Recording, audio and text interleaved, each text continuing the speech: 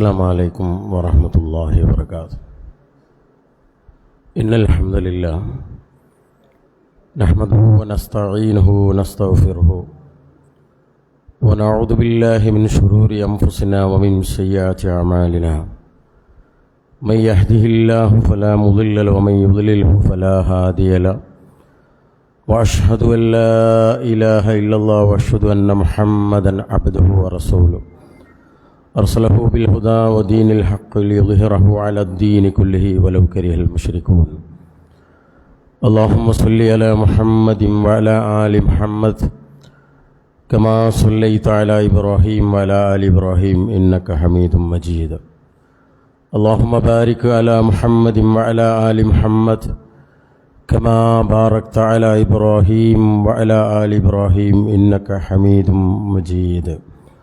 أما بعد فإن خير الحديث كتاب الله وخير الهدي هدي محمد صلى الله عليه وسلم وشر الأمور محدثاتها وكل محدثة بدعة وكل بدعة ضلالة وكل ضلالة في النار. أعوذ بالله من الشيطان الرجيم. بسم الله الرحمن الرحيم. يا أيها الذين آمنوا اتقوا الله حق تقاته ولا تموتن إلا وأنتم مسلمون. ഏറ്റവും ബഹുമാന്യരും ആദരണീയരുമായ മണ്ണാർക്കാട് പ്രദേശത്തെ പ്രിയപ്പെട്ട സത്യവിശ്വാസികളെ, സത്യവിശ്വാസിനികളെ, സഹോദരങ്ങളെ, അല്ലാഹു സുബ്ഹാനഹു തആലയുടെ മഹത്തായ അനുഗ്രഹത്താൽ ഇൽമിൻ്റെ ഒരു മജ്ലിസിലാണ് നമ്മൾ ഇരിക്കുന്നത്. അല്ലാഹു നമ്മുടെ ഇരുത്തം ഖബൂൽ ചെയ്യുമാറാവട്ടെ. രണ്ടാമത്തെ പ്രഭാഷണത്തിനാണ് നിങ്ങൾ കാതോർക്കുന്നത്. ഷബീർ സലഫി വളരെ കൃത്യമായി ഒരു മനുഷ്യൻ്റെ ജീവിതം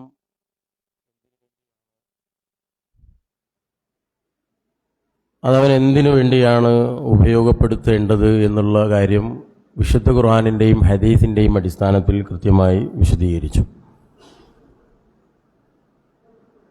നോമ്പ് നമ്മളിൽ പല മാറ്റങ്ങളും ഉണ്ടാക്കുന്നുണ്ട്.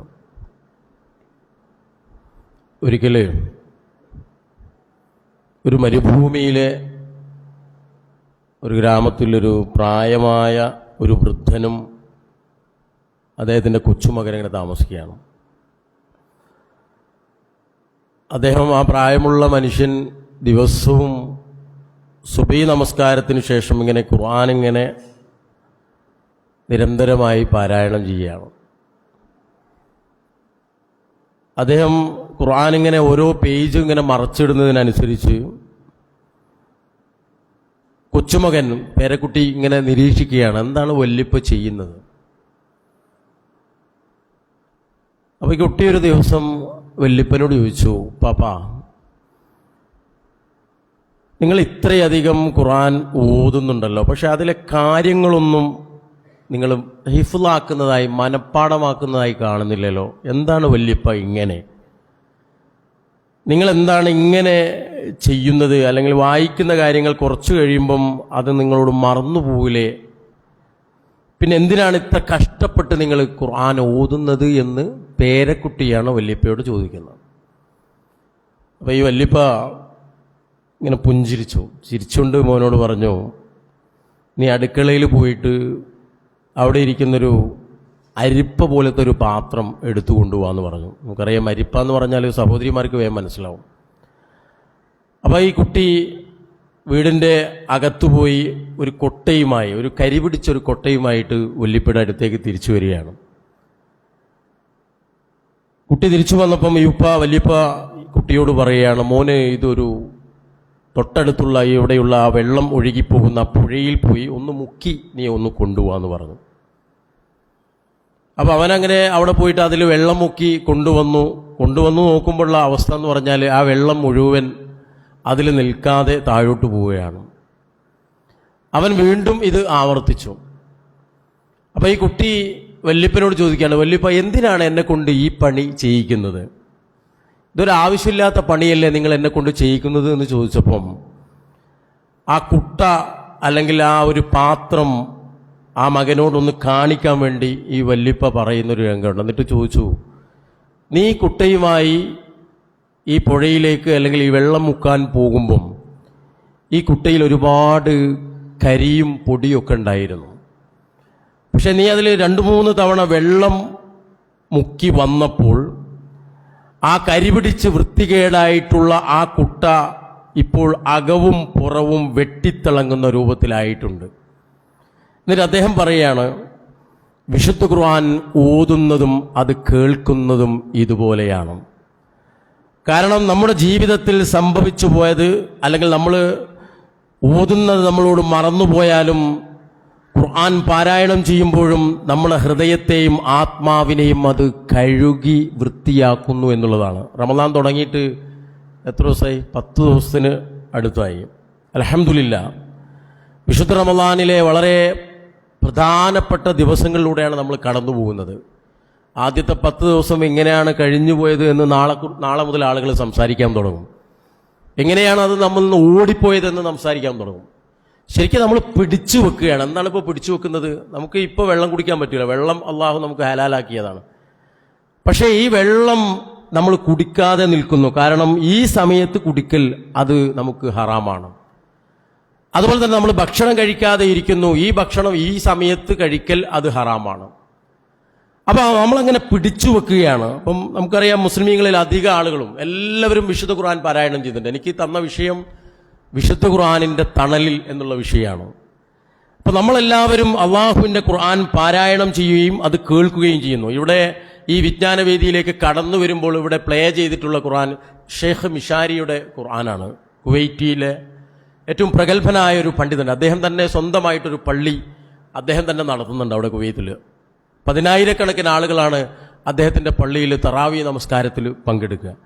എന്തുകൊണ്ടാണെന്ന് പറഞ്ഞാൽ ആ വിശുദ്ധ ഖുർആനിൻ്റെ മനോഹരമായ ആ പാരായണം കേൾക്കാനും അത് ഉൾക്കൊണ്ടുകൊണ്ട് നമസ്കാരം നിർവഹിക്കാനും വേണ്ടിയാണ് അവിടത്തേക്ക് ആളുകൾ ഒഴുകിയെത്തുന്നത്. അപ്പം അല്ലാഹു സുബ്ഹാനഹു വ തആലയുടെ അത്ഭുത കഴിവിൽപ്പെട്ട വചനങ്ങളാണ് വിശുദ്ധ ഖുർആൻ എന്ന് സഹോദരങ്ങളെ നമ്മളെല്ലാവരും മനസ്സിലാക്കുക. ചില ഗൗരവമുള്ള ചില വിഷയങ്ങൾ മാത്രം നിങ്ങളുടെ ശ്രദ്ധയിലേക്ക് കൊണ്ടുവരിക എന്നുള്ളതാണ് എൻ്റെ പ്രധാനപ്പെട്ട ഉദ്ദേശം. അപ്പം വിശുദ്ധ ഖുർആനിൽ സ്വാധീനിക്കപ്പെട്ട് ജീവിതത്തിൽ അവർണ്ണനീയമായ മാറ്റങ്ങൾക്ക് വിധേയരായ അനേകം ആളുകൾ, നമ്മുടെ മഹാന്മാർ നമ്മുടെ മുമ്പേ കഴിഞ്ഞു പോയിട്ടുണ്ട്, മരണപ്പെട്ടു പോയിട്ടുണ്ട്. മക്കയുടെ മലമടക്കുകളിൽ വീരപുരുഷനായിട്ട് നിന്ന, എല്ലാവരെയും ഭയപ്പെടുത്തിയ മക്ക നിവാസികളിൽ വളരെ മേലാളനായി ജീവിച്ച മഹാനായ ഉമർ ഇബ്നുൽ ഖത്താബ് റളിയല്ലാഹു അൻഹു, അർക്കം റളിയല്ലാഹു അൻഹുവിൻ്റെ വീട്ടിൽ നിന്നാണ് ഉമർ റളിയല്ലാഹു അൻഹു ഇസ്ലാം സ്വീകരിക്കുന്നത്. ആ ഇസ്ലാം സ്വീകരണത്തിന് തന്നെയുള്ള കാരണം എന്ന് പറയുന്നത് മഹാനായ ഉമർ ഇബ്നുൽ ഖത്താബ് റളിയല്ലാഹു അൻഹു പ്രവാചകന്റെ വചനത്തിൽ അല്ലെങ്കിൽ ഖുർആനിൽ തൻ്റെ സഹോദരി വിശ്വസിച്ചു എന്നുള്ള അടിസ്ഥാനത്തിൽ ആ സഹോദരിയെയും അളിയനെയും വധിക്കാൻ പോകുന്ന രംഗമാണ് നമുക്ക് ചരിത്രത്തിൽ കാണാൻ കഴിയുന്നത്. നോക്കൂ നിങ്ങൾ, നമ്മുടെ വിശ്വാസം എന്ന് പറയുന്നത്, നമ്മുടെ ആചാരങ്ങളെന്ന് പറയുന്നത്, നമ്മുടെ അനുഷ്ഠാനങ്ങളെന്ന് പറയുന്നത്, അതിനൊക്കെ ഖുർആനുമായി വലിയ അഭേദ്യമായ ബന്ധമുണ്ട്. അപ്പോൾ പാരായണം നടത്തുകയോ കേൾക്കുകയോ ചെയ്യുമ്പോഴേക്ക് നമ്മെ സ്വാധീനിച്ച് കണ്ണിൽ നിന്ന് കണ്ണുനീർ വീഴ്ത്താൻ കഴിയുന്നത് വിശുദ്ധ ഖുർആനിൻ്റെ സവിശേഷതയാണെന്ന് അല്ലാഹു സുബ്ഹാനഹു തആല വിശദീകരിക്കുകയാണ്. ലൗ അൻസൽനാ ഹാദൽ ഖുർആന അലാ ജബലിൻ ലറഅയ്തുഹു ഖാശിഅൻ മുതസദ്ദിഅൻ മിൻ ഖശിയത്തില്ലാ വതിൽകൽ അംസാലു നദ്രിബുഹാ ലിന്നാസി ലഅല്ലഹും യതഫക്കറൂൻ. ഈ വിശുദ്ധ ഖുർആനിനെ നമുക്ക് ഈ ഓഡിറ്റോറിയത്തിൻ്റെ പുറത്തേക്ക് ഇറങ്ങി നോക്കിയാൽ കാണുന്നത് വലിയൊരു പർവ്വതമാണ്, വലിയൊരു മലയാണ്. വലിയൊരു പർവ്വതത്തിൻ്റെ മുകളിലെങ്ങാനുമാണ് അല്ലാഹു സുബ്ഹാനഹു തആല ഈ വിശുദ്ധ ഖുർആനെ അല്ലാഹു അവതരിപ്പിച്ചിരുന്നതുമെങ്കിൽ ഈ പർവ്വതം വിനീതമാകുന്നതും മിൻ ഖശിയത്തില്ല, അള്ളാഹുവിനെ കുറിച്ചുള്ള ഭയപ്പാട് കൊണ്ട് ഈ പർവ്വതം പൊട്ടിപ്പിളരുന്നതുമായിട്ട് നിനക്ക് കാണാൻ കഴിയുന്നു. നമ്മളൊന്നും ഇതുവരെ പൊട്ടിപ്പിളർന്നിട്ടില്ല, നമുക്കൊന്നും സംഭവിച്ചിട്ടില്ല. നമ്മളിലേക്കാണ് അള്ളാഹു ഖുർആൻ അവതരിപ്പിച്ചത്. അള്ളാഹു സുബ്ഹാനഹു തആല വിശദീകരിക്കുകയാണ്, ഒരു പർവ്വതത്തിൻ്റെ മുകളിലാണ് ഇത് അവതരിപ്പിച്ചതെങ്കിൽ നമുക്കിപ്പോഴും നമ്മൾ ഖുർആൻ ഓത്തുകാരാണ്, നമ്മൾ നന്നായി ഓതുന്ന ആളുകളാണ്. അപ്പം ഇന്നലെ ഞാനൊരു വീട്ടിൽ പോയപ്പം അവിടുന്ന് ഒരു സഹോദരി നന്നായി അവർ ഖുർആൻ കേൾക്കുകയാണ്. ഖുർആന്റെ ഖിറാഅത്ത് അതിമനോഹരമായി കേൾക്കുകയാണ്. ഞാൻ അവരോട് ചോദിച്ചു, നിങ്ങൾ എപ്പോഴും കേൾക്കാറാണോ പതിവ്, നിങ്ങൾ ഓതാറില്ലെന്ന് ചോദിച്ചപ്പോൾ അവർ പറഞ്ഞു, എനിക്കൊരു ചെറിയ ബേബി ഉണ്ട്, കുട്ടിയുണ്ട്.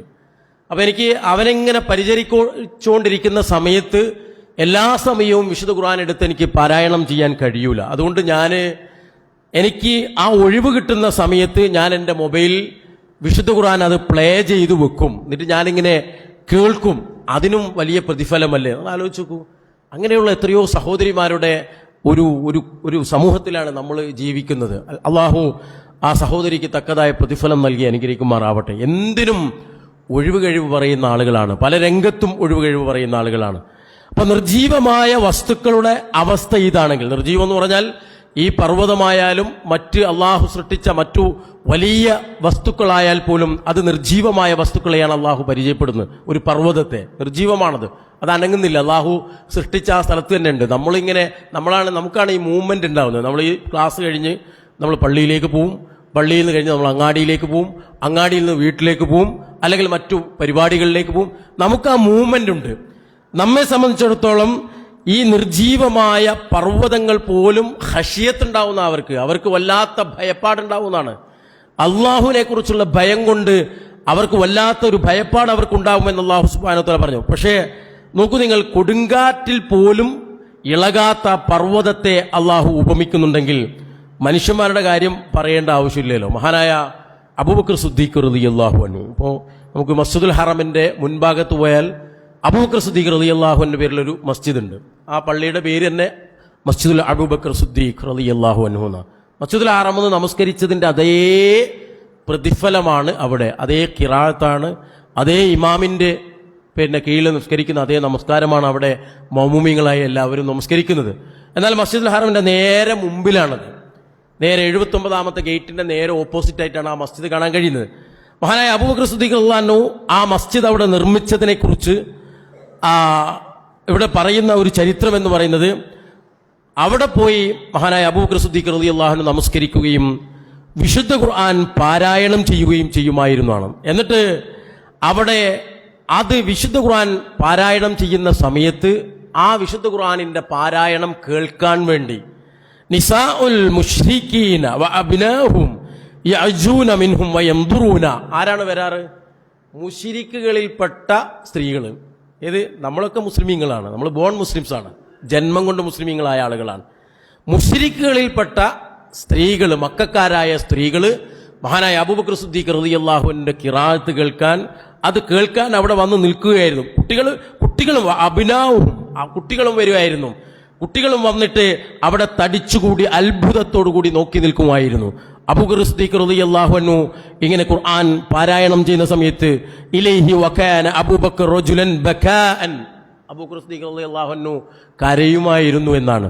ആ കരച്ചിലുള്ള കാഴ്ചക്കാരായിട്ട് മക്കയില്, അന്നത്തെ മക്ക കാലഘട്ടത്തിൽ ഉണ്ടായിരുന്നത് മുസ്ലിമീങ്ങളല്ലായിരുന്നു, മുശ്രിക്കുകളായിരുന്നു എന്ന് സഹോദരങ്ങളെ നമ്മൾ മനസ്സിലാക്കും. അപ്പൊ ഖുർആനിന്റെ വശ്യത എത്രയാണ്, ഖുർആൻ എത്രമാത്രം ഒരു മനുഷ്യനെ സ്വാധീനിക്കുന്നു. മനുഷ്യനെ പറഞ്ഞാൽ മതി, നമ്മൾ ഇവിടെ മുശ്രിക്ക് എന്ന് പറയുമ്പോൾ മനുഷ്യൻ തന്നെയാണ്.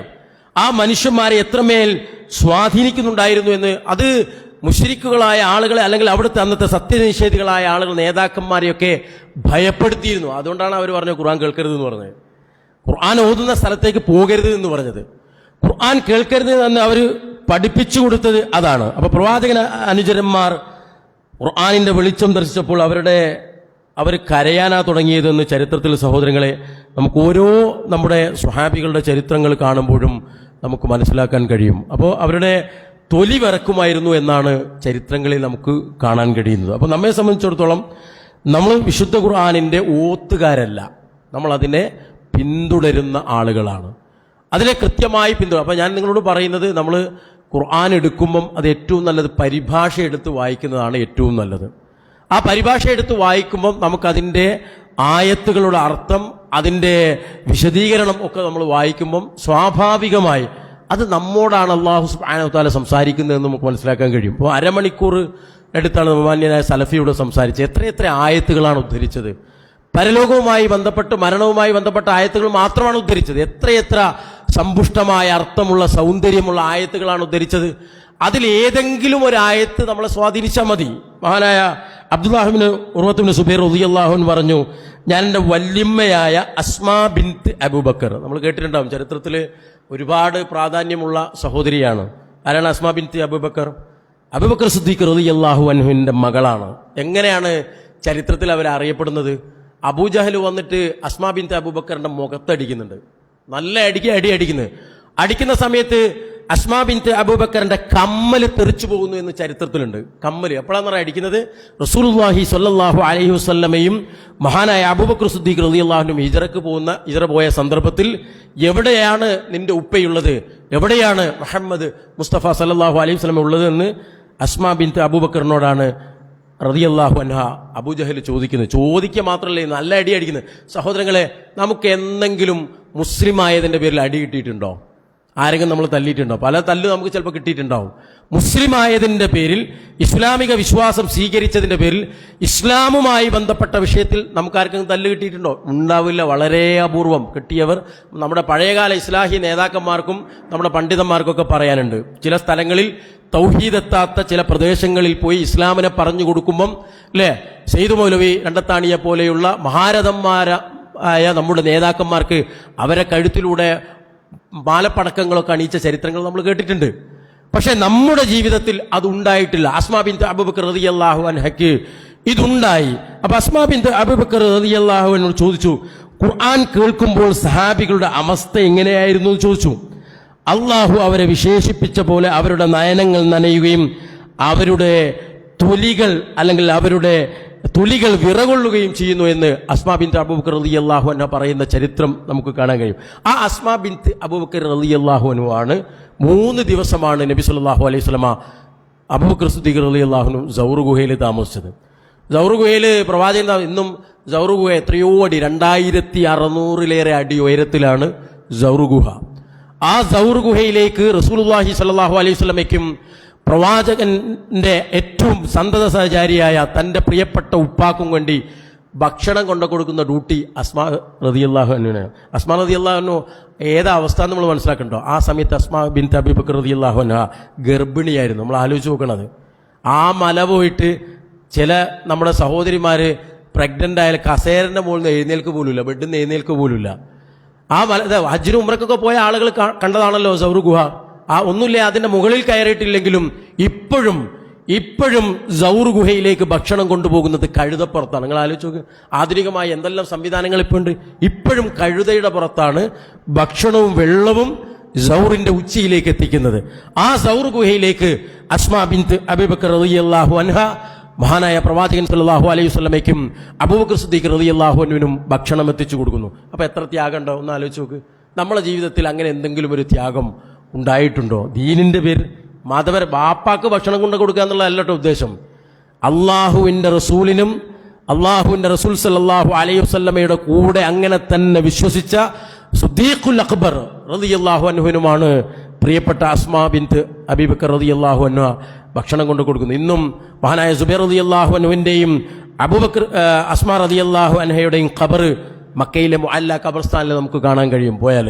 അപ്പൊ ഞാൻ പറഞ്ഞു വന്നത് സഹോദരങ്ങളെ, ആ അസ്മാ ബിൻത്ത് അബൂബക്കർ റളിയല്ലാഹു അൻഹ ദാത്തുൻ നിതാഖൈൻ എന്നാണ് അറിയപ്പെട്ടത്. എന്താ ദാത്തുൻ നിതാഖൈൻ എന്ന് പറഞ്ഞാൽ?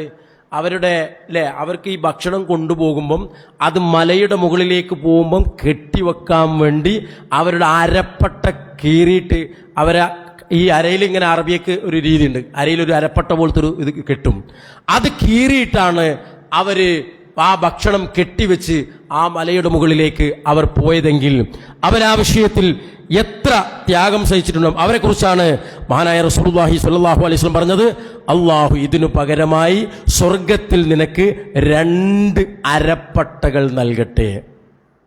പ്രവാചകൻ അങ്ങനെ ഓരോ സന്ദർഭങ്ങളിലും ഓരോ കാര്യത്തിലും റസൂലുള്ളാഹി സ്വല്ലല്ലാഹു അലൈഹി വസല്ലം ചില പ്രാർത്ഥനകൾ സ്വഹാബികൾക്ക് വേണ്ടി, സ്വഹാബ വനിതകൾക്ക് വേണ്ടി പ്രവാചകൻ നിർവഹിച്ചിട്ടുണ്ട്. ഇമാം ഇബ്നു ജൗസിയുടെ മനാഖിബുൽ അമീറുൽ മുഅ്മിൻ എന്ന ഒരു ഗ്രന്ഥത്തിൽ ഉമർ ഇബ്നുൽ ഖത്താബ് റളിയല്ലാഹു അൻഹു ഈ സൂറത്തുൽ തഹജ്ജുദ് നമസ്കാരത്തിൽ ഉമർ ഇബ്നുൽ ഖത്താബ് റളിയല്ലാഹു അൻഹു കേൾക്കുന്ന ഒരു വചനം, തീർച്ചയായും നിന്റെ രക്ഷിതാവിന്റെ ശിക്ഷ സംഭവിക്കുന്നത് തന്നെയാകുന്നു എന്ന് പറയുന്ന ആ ആയത്ത് തുടങ്ങിയ ആ രംഗത്തെക്കുറിച്ച് വിശദീകരിക്കുന്നു. ഈ സമയത്ത് ഉമർ ഇബ്നുൽ ഖത്താബ് റളിയല്ലാഹു അൻഹു ഈ ഉമർ ഇബ്നുൽ ഖത്താബ് റളിയല്ലാഹുവിൻ്റെ അടുത്തേക്ക് മാസങ്ങളോളം രോഗിയായി കിടക്കുകയും ജനങ്ങൾ അദ്ദേഹത്തിൻ്റെ രോഗവിവരം അറിയാൻ സന്ദർശനം നടത്തുകയും ചെയ്ത സന്ദർഭം അവർക്കറിയില്ലായിരുന്നു ഉമർ റളിയല്ലാഹുവിന് രോഗം വന്ന വിഷയം. അപ്പോൾ ഉമർ റളിയല്ലാഹുവിൻ്റെ അടുത്തേക്ക് തമീം ഗോത്രക്കാരുടെ നിവേദക സംഘത്തിൽപ്പെട്ട നബി സല്ലല്ലാഹു അലൈഹി വസല്ലമയുടെ പിന്നെ ഒരു ദൂതനായ ഒരാൾ വന്ന സമയത്ത് അവരിൽ ആരാണ് നേതാവായി നിശ്ചയിക്കേണ്ടതെന്ന കാര്യത്തിൽ അബൂബക്കർ സിദ്ദീഖ് റളിയല്ലാഹുവിനും ഉമർ റളിയല്ലാഹുവിനും അഭിപ്രായ വ്യത്യാസങ്ങളുണ്ടായി. ഈ സമയത്ത് ഒരു തർക്കമുണ്ടായ സമയത്ത് രണ്ടാളുടെയും ശബ്ദം കുറച്ച് ഉച്ചത്തിലായിപ്പോയി. നമ്മൾ മനസ്സിലാക്കണം, വിശുദ്ധ ഖുർആനിൻ്റെ അവതരണം ഈ സന്ദർഭത്തിലാണ് അല്ലാഹു സുബ്ഹാനഹു തആല ശബ്ദമുയർത്തിയ സന്ദർഭത്തിലാണ് അല്ലാഹു സുബ്ഹാനഹു തആല ആയത്തിറക്കുന്നത്. യാ അയ്യുഹല്ലദീന ആമനു ലാ തർഫഉ അസ്വാതകും ഫൗക സൗത്തിൻ നബിയ്യ്. പ്രവാചകൻ, സത്യവിശ്വാസികളെ, നിങ്ങളുടെ ശബ്ദങ്ങൾ പ്രവാചകന്റെ ശബ്ദത്തിന് മീതെ നിങ്ങൾ ഉയർത്താൻ പാടില്ല. നോക്കൂ, അത് ആ ആയത്ത് ആ സമയത്ത് ഇറങ്ങിയ സമയത്ത് ഈ ആയത്ത് കേൾക്കുകയും ഈ ആയത്ത് ഉമർ റളിയല്ലാഹു അൻഹു നബി സല്ലല്ലാഹു അലൈഹി വസല്ലം സംസാരിക്കുമ്പോൾ അത് കേട്ട് മനസ്സിലാക്കുവാൻ പോലും ചിലപ്പോൾ സാധിക്കാത്ത വിധത്തിൽ മഹാനായ ഉമർ ഇബ്നുൽ ഖത്താബ് റളിയല്ലാഹു അൻഹു ഉമർ റളിയല്ലാഹുവിന്റെ ശബ്ദം ചുരുക്കി സംസാരിച്ചു എന്നാണ്. എന്താ അപ്പോൾ അതിൽ നമുക്ക് മനസ്സിലായത്? ഒരു ആയത്ത് അള്ളാഹു ഒരു വിഷയത്തിൽ അവതരിപ്പിച്ചാൽ ആ ആയത്ത് നമ്മുടെ സ്വഹാബികൾക്ക് അല്ലെങ്കിൽ പ്രവാചകന്റെ അനുചരന്മാരായ സ്വഹാബികൾ അവരത് സ്വാധീനിച്ചിരുന്നു എന്നാണ്. പ്രവാചകന്റെ ശബ്ദത്തിനു മുകളിൽ നിങ്ങളുടെ ശബ്ദം ഉയർത്താൻ പാടില്ല എന്ന് അള്ളാഹു സുബ്ഹാനഹു വ തആല ആയത്തിറക്കുകയാണ്. അപ്പൊ ആ ആയത്ത് ഈ സ്വഹാബികളെ, പ്രത്യേകിച്ച് ഉമർ ഇബ്നുൽ ഖത്താബ് റളിയല്ലാഹു അൻഹുവിനെയും അബൂബക്കർ സിദ്ദീഖ് റളിയല്ലാഹു അൻഹുവിനെയും സ്വാധീനിക്കുകയാണ്. ഇങ്ങനെ ഓരോ കാര്യവും വിശുദ്ധ ഖുർആൻ നമ്മോടാണ് സംസാരിക്കുന്നത്. വിശുദ്ധ ഖുർആൻ ഇതൊക്കെ അല്ലേ, അപ്പോൾ മുതിർന്നവരുടെ അടുത്ത് വലിയ ശബ്ദമുയർത്തി സംസാരിക്കുന്ന കുട്ടികളുണ്ട്, പേരക്കുട്ടികൾ, മക്കളൊക്കെ. ഉമ്മനോട് ശബ്ദമുയർത്തി സംസാരിക്കുന്നവർ, ഉപ്പയോട് ശബ്ദമുയർത്തി സംസാരിക്കുന്നവർ. ഇതിലൂടെ നമുക്കുള്ള പാഠമെന്ന് പറഞ്ഞാൽ മുതിർന്നവരോട് സംസാരിക്കുമ്പോൾ നമ്മുടെ സംസാരത്തിൻ്റെ ആ ഒരു സ്വരം ഉണ്ടല്ലോ അത് കുറയ്ക്കണം. ആ ഒരു കാര്യം നമ്മൾ ഉൾക്കൊണ്ടിട്ടില്ലെങ്കിൽ ഈ ആയത്ത് നമ്മളെ സ്വാധീനിച്ചില്ല എന്നാണ് അതിൻ്റെ അർത്ഥം. അപ്പം ശബ്ദം കുറയ്ക്കുക എന്നുള്ളത് അത് വിനയത്തിൻ്റെ ഭാഗമാണ്. ഇപ്പം റമളാനാണ്, നമ്മുടെ സംസാരമൊക്കെ കുറഞ്ഞപ്പോൾ, സംസാരമൊക്കെ വളരെ കുറവാണ്, വളരെ കുറച്ച് മാത്രമേ എല്ലാവരും സംസാരിക്കുന്നുള്ളൂ. അതിന് പല കാരണങ്ങളുണ്ട്. ഒന്ന്, നമുക്ക് ഈമാനികമായ ഒരു അവസ്ഥ നമുക്ക് ഉണ്ടായിട്ടുണ്ട്.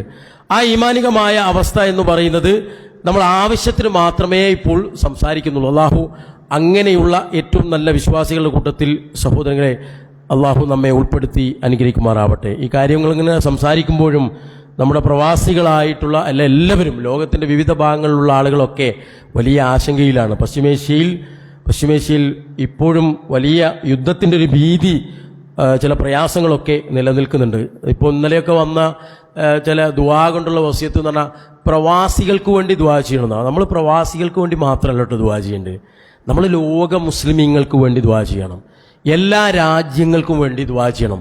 അള്ളാഹുവേ, എല്ലാ രാജ്യങ്ങളിലും സമാധാനം നിലനിർത്തണമേ നാഥ, നിർഭയത്വം നൽകണേ. വളരെ സങ്കടകരമായ ഒരവസ്ഥ എന്ന് പറഞ്ഞാൽ, ഞാനിപ്പോൾ വരുമ്പോൾ ഫൈസൽ മാഷോട് അത് ഷെയർ ചെയ്തു. ഇന്നലെ GCC രാജ്യങ്ങളിലെ പല രാജ്യങ്ങളിലെയും നമ്മുടെ സഹോദരങ്ങൾക്ക് തറാവി നിസ്കരിക്കാനായിട്ടില്ല, അവർക്ക് പള്ളികളിലേക്ക് പോകാനായിട്ടില്ല. അവിടുത്തെ ഗവൺമെൻറ്റിൻ്റെ നിർദ്ദേശമാണ് അവരുടെ താമസ സ്ഥലങ്ങളിൽ ഒതുങ്ങിക്കഴിയുക എന്നുള്ളത്, പുറത്തേക്ക് ഇറങ്ങരുതെന്നുള്ളത്. നിങ്ങൾ ആലോചിച്ച് നോക്കൂ. അപ്പോൾ ഇന്നലെ എത്ര ഫ്രീ ആയിട്ടാണ് നമ്മൾ ഈ മണ്ണാർക്കാട് ഈ സലഫി മസ്ജിദിൽ വന്ന് നമസ്കരിച്ചത്. അള്ളാഹു നമുക്ക് നൽകിയ വലിയ അനുഗ്രഹം നമ്മളിങ്ങനെ ആലോചിച്ച് നോക്കിയാൽ മതി. പക്ഷേ ഗൾഫ് രാജ്യങ്ങൾ, അറബ് രാജ്യങ്ങൾ എന്ന് പറയുന്ന രാജ്യങ്ങളിൽ പോലും ഇപ്പോൾ എപ്പോഴും എന്തും സംഭവിക്കുക എന്നുള്ള രൂപത്തിലുള്ള ടെൻഷൻ അടിച്ചാണ് നമ്മുടെ സഹോദരങ്ങൾ എല്ലാവരും ജീവിക്കുന്നത്. അള്ളാഹു എല്ലാവിധ ഫിത്നകളിൽ നിന്നും മുസ്ലിം ഉമ്മത്തിനെ, സമൂഹത്തെ, സമുദായത്തെ, രാജ്യങ്ങളെയൊക്കെ അള്ളാഹു രക്ഷപ്പെടുത്തി അനുഗ്രഹിക്കുമാറാവട്ടെ. അള്ളാഹുവിൻ്റെ സംരക്ഷണം ഉണ്ടാകട്ടെ. നമുക്കാർക്കും സംരക്ഷിക്കാൻ കഴിയൂല, റബ്ബിന് മാത്രമേ സംരക്ഷിക്കാൻ കഴിയൂ. അതുകൊണ്ട് ഇന്ന് ഫർള് നമസ്കാരത്തിന്, ദുഹർ നമസ്കാരം കഴിഞ്ഞ ഉടനെ പ്രിയപ്പെട്ട സഹോദരങ്ങളെ അള്ളാഹുവിനോട് നമ്മൾ ദുആ ചെയ്യണം. ആത്മാർത്ഥമായി റബ്ബിനോട് നിങ്ങൾ പ്രാർത്ഥിക്കണമെന്നാണ് സൂചിപ്പിക്കാനുള്ളത്. അതുകൊണ്ട് വിശുദ്ധ ഖുർആനിൻ്റെ സ്വാധീനം അത്ര മനോഹരമാണെന്ന് സഹോദരങ്ങളെ നമുക്ക് പറയാനും അനുഭവിക്കാനും കഴിയും. ആ ഒരു അനുഭവ സമ്പത്തും കാര്യങ്ങളുമൊക്കെയാണ് വിശുദ്ധ ഖുർആൻ നമ്മെ പഠിപ്പിക്കുന്നത്. അപ്പോൾ അങ്ങനെയുള്ളൊരു മാറ്റം നമ്മുടെ ജീവിതത്തിൽ ഉണ്ടായിട്ടുണ്ടോ എന്ന് പരിശോധിക്കപ്പെടേണ്ടതുണ്ട്. നമ്മളെല്ലാവരും നിരന്തരമായി 1 പേജും 2 പേജൊക്കെ ഓതുന്ന ആളുകളാണ്. ആ പേജുകളിൽ അല്ലാഹു നമ്മോട് സംസാരിക്കുന്ന സംസാരങ്ങൾ എന്തിനെക്കുറിച്ചാണോ അത് നമ്മുടെ ജീവിതത്തിൽ ഉണ്ടോ എന്ന് പരിശോധിക്കപ്പെടേണ്ടതുണ്ട്. നമ്മൾ ഖുർആൻ നേരത്തെ പറഞ്ഞതുപോലെ വായനക്കാരായി മാത്രം മാറുമ്പോൾ ഖുർആൻ ഓതിയ കൂലി നമുക്ക് കിട്ടും. പക്ഷെ ഖുർആൻ ജീവിതത്തിൽ പകർത്തിയ കൂലി പലപ്പോഴും നമുക്ക് കിട്ടാതെ പോകും. വിശുദ്ധ ഖുർആനിൻ്റെ സ്വാധീനം സത്യനിഷേധികളായ ആളുകൾ പോലും അത്തരം ആളുകൾക്കിടയിൽ അകന്നു നിൽക്കുകയും വിശുദ്ധ ഖുർആൻ പാരായണം ചെയ്യുന്നത് കേട്ടാൽ ഓടിയകലുകയും ചെയ്യുന്നില്ലായിരുന്നുവെങ്കിൽ അവരെല്ലാം അള്ളാഹുവിൻ്റെ ഖുർആനിൽ ആവുമായിരുന്നു എന്ന് ചരിത്രങ്ങളിൽ നമുക്ക് കാണാൻ കഴിയും. മക്കക്കാരായ ആളുകൾ അവരോട് പറഞ്ഞത്, നിങ്ങൾ ഖുർആൻ ഓതുന്ന മജ്ലിസുകളിലേക്ക് നിങ്ങൾ പോകാൻ പാടില്ല, നിങ്ങളത് കേൾക്കാൻ പാടില്ല. ഈയൊരു പ്രതിഭാസം മനുഷ്യ മനസ്സിനെ വിറകൊള്ളിച്ചു കൊണ്ടിരിക്കുന്നു എന്ന് നമുക്ക് മനസ്സിലാക്കാൻ കഴിയും. അപ്പോൾ നമ്മുടെ അസ്ഥികളിലൂടെ സഞ്ചരിച്ചുകൊണ്ടിരിക്കുന്ന അസാധാരണമായ വിറ നമ്മുടെ അവയവങ്ങളെ മനസ്സിനെയോ മാത്രമല്ല സ്വാധീനിക്കുന്നത്, മറിച്ച് അതിനെല്ലാം അപ്പുറമാണ്. അതുകൊണ്ടാണ് അല്ലാഹു സുബ്ഹാനഹു തആല വിശ്വാസികളോട് പറയാൻ വേണ്ടി റസൂലുള്ളാഹി സ്വല്ലല്ലാഹു അലൈഹി വസല്ലമയോട് പറയുന്നു, ഖുൽ ആമിനു ബിഹി ഔ ലാ തുഅ്മിനു ഇന്നല്ലദീന ഊത്തുൽ ഇൽമ മിൻ ഖബ്ലിഹി ഇദാ യുത്ലാ അലൈഹിം യഖിറൂന ലിൽ അദ്ഖാനി സുജ്ജദാ. നിങ്ങൾ ഈ ഖുർആനിൽ വിശ്വസിച്ചുകൊള്ളുക, അല്ലെങ്കിൽ വിശ്വസിക്കാതിരിക്കുക. തീർച്ചയായും ഇതിനു മുമ്പ് ദിവ്യജ്ഞാനം നൽകപ്പെട്ടവരോ അവർക്കിത് വായിച്ച് കേൾപ്പിക്കപ്പെട്ടാൽ അവർ പ്രണമിച്ച് മുഖം കുത്തി വീഴുന്നതാണ്. അപ്പോൾ അയാൾ വിശ്വസിച്ചു കഴിഞ്ഞാൽ ആദ്യം ചെയ്യുന്നത് അള്ളാഹുവിൻ്റെ മുന്നിൽ സുജൂദ് ചെയ്യുക എന്നുള്ളതാണ്. സുജൂദ്, ഇപ്പോൾ ഒരുപാട് സുജൂദുകൾ നമ്മൾ ധാരാളം ചെയ്യുന്ന ആളുകളാണ്. വിശുദ്ധ ഖുർആൻ അതിമനോഹരമായി നമ്മുടെ പള്ളികളിൽ നിന്ന് നമ്മുടെ ഇമാമിയങ്ങൾ ഓതുമ്പോൾ സഹോദരങ്ങളെ നമ്മൾ അതിന് ആമീൻ പറയുന്നു, അതിനുശേഷം നമ്മൾ സുജൂദ് ചെയ്യുന്നു, റുക്കൂ ചെയ്യുന്നു. ആ വിശുദ്ധ ഖുർആനിൻ്റെ ഒരു മാസ്മരികത എന്ന് പറയുന്നതാണ്. അപ്പോൾ മനുഷ്യ മനസ്സിനെ വല്ലാതെ സ്വാധീനം. ഇപ്പം നമുക്കറിയാം, ഇസ്ലാമിലേക്ക് കടന്നു വന്ന പല ആളുകളെയും സ്വാധീനിച്ചത് ഖുർആനിൻ്റെ വചനങ്ങളാണ്, വിശുദ്ധ ഖുർആനിൻ്റെ വചനങ്ങളാണ്. അത് മലയാളികൾ അടക്കമുള്ള ആളുകൾ, ലോകത്തെ വളരെ പ്രശസ്തരായ ഇസ്ലാം വിമർശകരെ പോലും സ്വാധീനിച്ചത് ഖുർആനിൻ്റെ ചില വചനങ്ങളാണ്. ആ വചനങ്ങൾ അവരെ സ്വാധീനിച്ചതിൻ്റെ അടിസ്ഥാനത്തിലാണ് അവർ ഷഹാദത്ത് ചൊല്ലിയത്. നമുക്കറിയാം, തായിഫിൽ പ്രവാചകൻ സല്ലല്ലാഹു അലൈഹി വസല്ലമ റസൂലുള്ളാഹി സ്വല്ലല്ലാഹു അലൈഹി വസല്ലമയ്ക്ക് ശക്തമായ പരിഹാസവും കല്ലേറും കൊണ്ടു. എറിഞ്ഞതാരാണ്? സഖീഫ് ഗോത്രക്കാരായ പ്രവാചകന്റെ ഉമ്മന്റെ ബന്ധുക്കൾ എന്നാണ്. സ്വാഭാവികമായി റസൂലുള്ളാഹി സ്വല്ലല്ലാഹു അലൈഹി വസല്ലമ തൗഹീദിനെ കുറിച്ച് ഖുർആനിനെ കുറിച്ച് മക്കയിൽ നിന്ന് പറഞ്ഞപ്പോൾ പ്രവാചകന് അഭയം ലഭിക്കുമെന്ന് കരുതി പോയത് പ്രവാചകന്റെ ഉമ്മയുടെ ബന്ധുക്കളുടെ അടുത്തേക്കാണ്, അമ്മാവന്റെ അടുത്തേക്കാണ്, അമ്മാവന്മാരുടെ അടുത്തേക്കാണ്. നമ്മളൊക്കെ അങ്ങനെ തന്നെയാണ്. നമുക്ക് ഉമ്മയുടെ ഫാമിലി, അമ്മാവന്മാരെന്നൊക്കെ പറഞ്ഞാൽ നമുക്ക് വലിയ ഇഷ്ടമുള്ള ആളുകളാണ്, നമ്മളെ സഹായിക്കുമെന്ന് ചിന്തിക്കുന്ന ആളുകളാണ്. റസൂലുള്ളാഹി സ്വല്ലല്ലാഹു അലൈഹി വസല്ലമ പ്രവാചകൻ അവിടെ പോയി പ്രവാചകനെ ഇത് വിശദീകരിച്ച സമയത്ത് ആ പ്രവാചകനായ മുഹമ്മദ് നബി സ്വല്ലല്ലാഹു അലൈഹി വസല്ലമയെ അവരെ അംഗീകരിക്കാൻ തയ്യാറായില്ല. പ്രവാചകനെ എറിഞ്ഞു ഓടിച്ചു എന്ന് മാത്രമല്ല, പ്രവാചകൻ ഉത്ബത്തിൻ്റെയും ഷൈബത്തിൻ്റെയും തോട്ടത്തിൽ അഭയം പ്രാപിക്കുന്ന രംഗം ചരിത്രത്തിൽ നമുക്ക് കാണാൻ കഴിയും. അന്ന് അവിടെയുള്ളത് അവരുടെ ഭൃത്യനായ അദ്ദാസ് റളിയല്ലാഹു അൻഹു എന്നാണ് ഇന്നിപ്പോൾ ചരിത്രത്തിൽ അറിയപ്പെടുന്നത്. ഇന്നും ത്വായിഫിൽ അവിടെ അദ്ദാസ് റളിയല്ലാഹു അൻഹു മസ്ജിദുൽ അദ്ദാസ് എന്ന് പറഞ്ഞൊരു പള്ളി കാണാം. റസൂലുള്ളാഹി സ്വല്ലല്ലാഹു അലൈഹി വസല്ലമയ്ക്ക് ഒരു മുന്തിരി കഴിക്കാൻ കൊടുക്കുന്നു. പ്രവാചകൻ സ്വല്ലല്ലാഹു അലൈഹി വസല്ലമ അദ്ദാസ് റളിയല്ലാഹു അൻഹുവിൻ്റെ മുമ്പിൽ നിന്ന് റസൂലുള്ളാഹി സ്വല്ലല്ലാഹു അലൈഹി വസല്ലമ ബിസ്മില്ലാഹിർ റഹ്മാനിർ റഹീം, അല്ലേ? നമ്മൾ ഖുർആൻ ഓതുമ്പം സൂറത്ത് തൗബ ഒഴികെയുള്ള എല്ലാ സൂറത്തുകൾ പാരായണം ചെയ്യുമ്പോഴും നമ്മൾ തുടങ്ങുന്നത് ബിസ്മിയിലാണ്.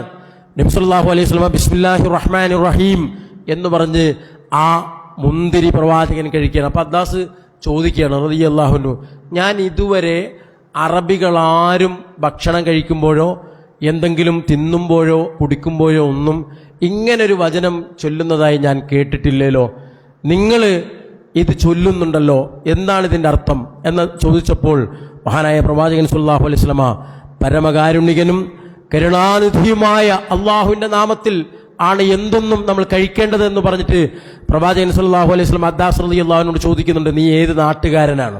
അപ്പോൾ അദ്ദാസ് റളിയല്ലാഹു അൻഹു പറഞ്ഞു, ഞാൻ നീനവക്കാരനാണ്. അപ്പോൾ റസൂലുള്ളാഹി ചോദിക്കുന്നുണ്ട്, യൂനുസിനെ അറിയോ എന്ന് ചോദിക്കുന്നുണ്ട്. അപ്പോൾ യൂനുസിനെ അറിയോ എന്ന് ചോദിച്ചപ്പോൾ അദ്ദാസ് റളിയല്ലാഹു അൻഹു ഒന്ന് ഞെട്ടി, നിങ്ങൾക്ക് എങ്ങനെ യൂനുസിനെ അറിയാം? റസൂലുള്ളാഹി സ്വല്ലല്ലാഹു അലൈഹി വസല്ലം പറയുന്നു, യൂനുസ് എൻ്റെ സഹോദരനാണ്. എൻ്റെ സഹോദരൻ എന്ന് പറഞ്ഞാൽ പ്രവാചകന്മാരുടെ കൂട്ടത്തിൽ യൂനുസ് നബി അലൈഹി സ്വലാത്തു വസ്സലാം എൻ്റെ സഹോദരനാണ്, അതുകൊണ്ട് യൂനുസിന്റെ നാട്ടുകാരനാണോ നീ എന്ന് ചോദിച്ച സമയത്ത് തന്നെ അഷ്ഹദു അല്ലാ ഇലാഹ ഇല്ലല്ലാഹ് വ അഷ്ഹദു അന്ന മുഹമ്മദ് റസൂലുള്ളാഹി എന്ന് പറഞ്ഞ് അദ്ദാസ് റളിയല്ലാഹു അൻഹു ഇസ്ലാം സ്വീകരിക്കുകയാണ്. ആ അദ്ദാസ് എന്ന് പറയുന്ന ആ ഭൃത്യൻ അദ്ദാസ് റളിയല്ലാഹു അൻഹു ആകുകയാണ്. പ്രവാചകന്റെ ആ ഒരൊറ്റ വചനം ആ അദ്ദാസ് റളിയല്ലാഹു അൻഹുവിനെ സ്വാധീനിക്കുകയാണ്. അതുപോലെ തന്നെ യൂനുസ് നബിയെ കുറിച്ച് പ്രവാചകൻ പറഞ്ഞ ആ വചനം അദ്ദാസ് റളിയല്ലാഹു അൻഹുവിനെ സ്വാധീനിക്കുകയാണ്. അപ്പൊ ഇങ്ങനെ പല ആളുകളെയും സ്വാധീനിച്ചുകൊണ്ടാണ് പലരും സഹോദരങ്ങളെ ഇസ്ലാമിലേക്ക് അവർ കടന്നു വന്നിട്ടുള്ളത്. ആ കടന്നു വന്നത് അവരുടെ ജീവിതത്തിൽ വലിയ വെളിച്ചമായി. ആ വെളിച്ചമായ വിശുദ്ധ ഖുർആനാണ്. ആ വിശുദ്ധ ഖുർആനിന്റെ തണലിലാണ് നമ്മൾ ജീവിക്കുന്നതും നമ്മൾ പോകുന്നതും. ഇനി നമ്മളുടെ ജീവിതത്തിലേക്ക് ഈ വിശുദ്ധ ഖുർആൻ എത്ര കണ്ട് സ്വാധീനം ചെലുത്തിയിട്ടുണ്ട് നമ്മൾ പരിശോധിക്കുക. ഞാൻ മനസ്സിലാക്കുന്നത് എല്ലാ ഞായറാഴ്ചകൾ അല്ലെങ്കിൽ എല്ലാ മാസത്തിൽ ഒരു ഞായറാഴ്ചയെങ്കിലും വിജ്ഞാനവേദി ഈ ഒരു സദസ്സിൽ നടക്കാറുണ്ട്. അധികവും വിശുദ്ധ ഖുർആനും ഹദീസുമായി ബന്ധപ്പെട്ട ചർച്ചകളാണ് നടക്കാറ്. ഓരോ ക്ലാസ് കഴിഞ്ഞു പോകുമ്പോഴും നമ്മുടെ ജീവിതത്തിൽ എന്തെങ്കിലും ഒരു മാറ്റം അത് ഉണ്ടാകണമെന്ന് ആഗ്രഹിച്ചൊരു നിയ്യത്ത് ഉരുവിട്ടുകൊണ്ടായിരിക്കണം ഈ ഒരു ഹാള് വിട്ട് സഹോദരങ്ങളെ നമ്മളെല്ലാവരും ഇവിടുന്ന് വിട്ട് പോകേണ്ടത്. അപ്പോൾ മഹാനായ പ്രവാചകൻ സല്ലല്ലാഹു അലൈഹി വസല്ലം ഒരിക്കലും നബി സല്ലല്ലാഹു അലൈഹി വസല്ലമ വിശുദ്ധ ഖുർആനിലെ ഒരു സൂറത്ത് ഇങ്ങനെ പാരായണം ചെയ്തപ്പോൾ അവിടെ ഉണ്ടായിരുന്ന ഇസ്ലാമിന്റെ ശത്രുക്കളായ ആളുകളടക്കം എല്ലാവരും പരിസരം മറന്ന് അവിടെ നിൽക്കുന്ന രംഗം മക്കയുമായി ബന്ധപ്പെട്ട് കഅബയുടെ പരിസരവുമായി ബന്ധപ്പെട്ട് ചരിത്രങ്ങളിൽ നമുക്ക് കാണാൻ കഴിയും. റസൂലുള്ളാഹി സ്വല്ലല്ലാഹു അലൈഹി വസല്ലമ സൂറത്തുൻ നജ്മാണ് ഇങ്ങനെ പാരായണം ചെയ്തുകൊണ്ടിരിക്കുന്നത്.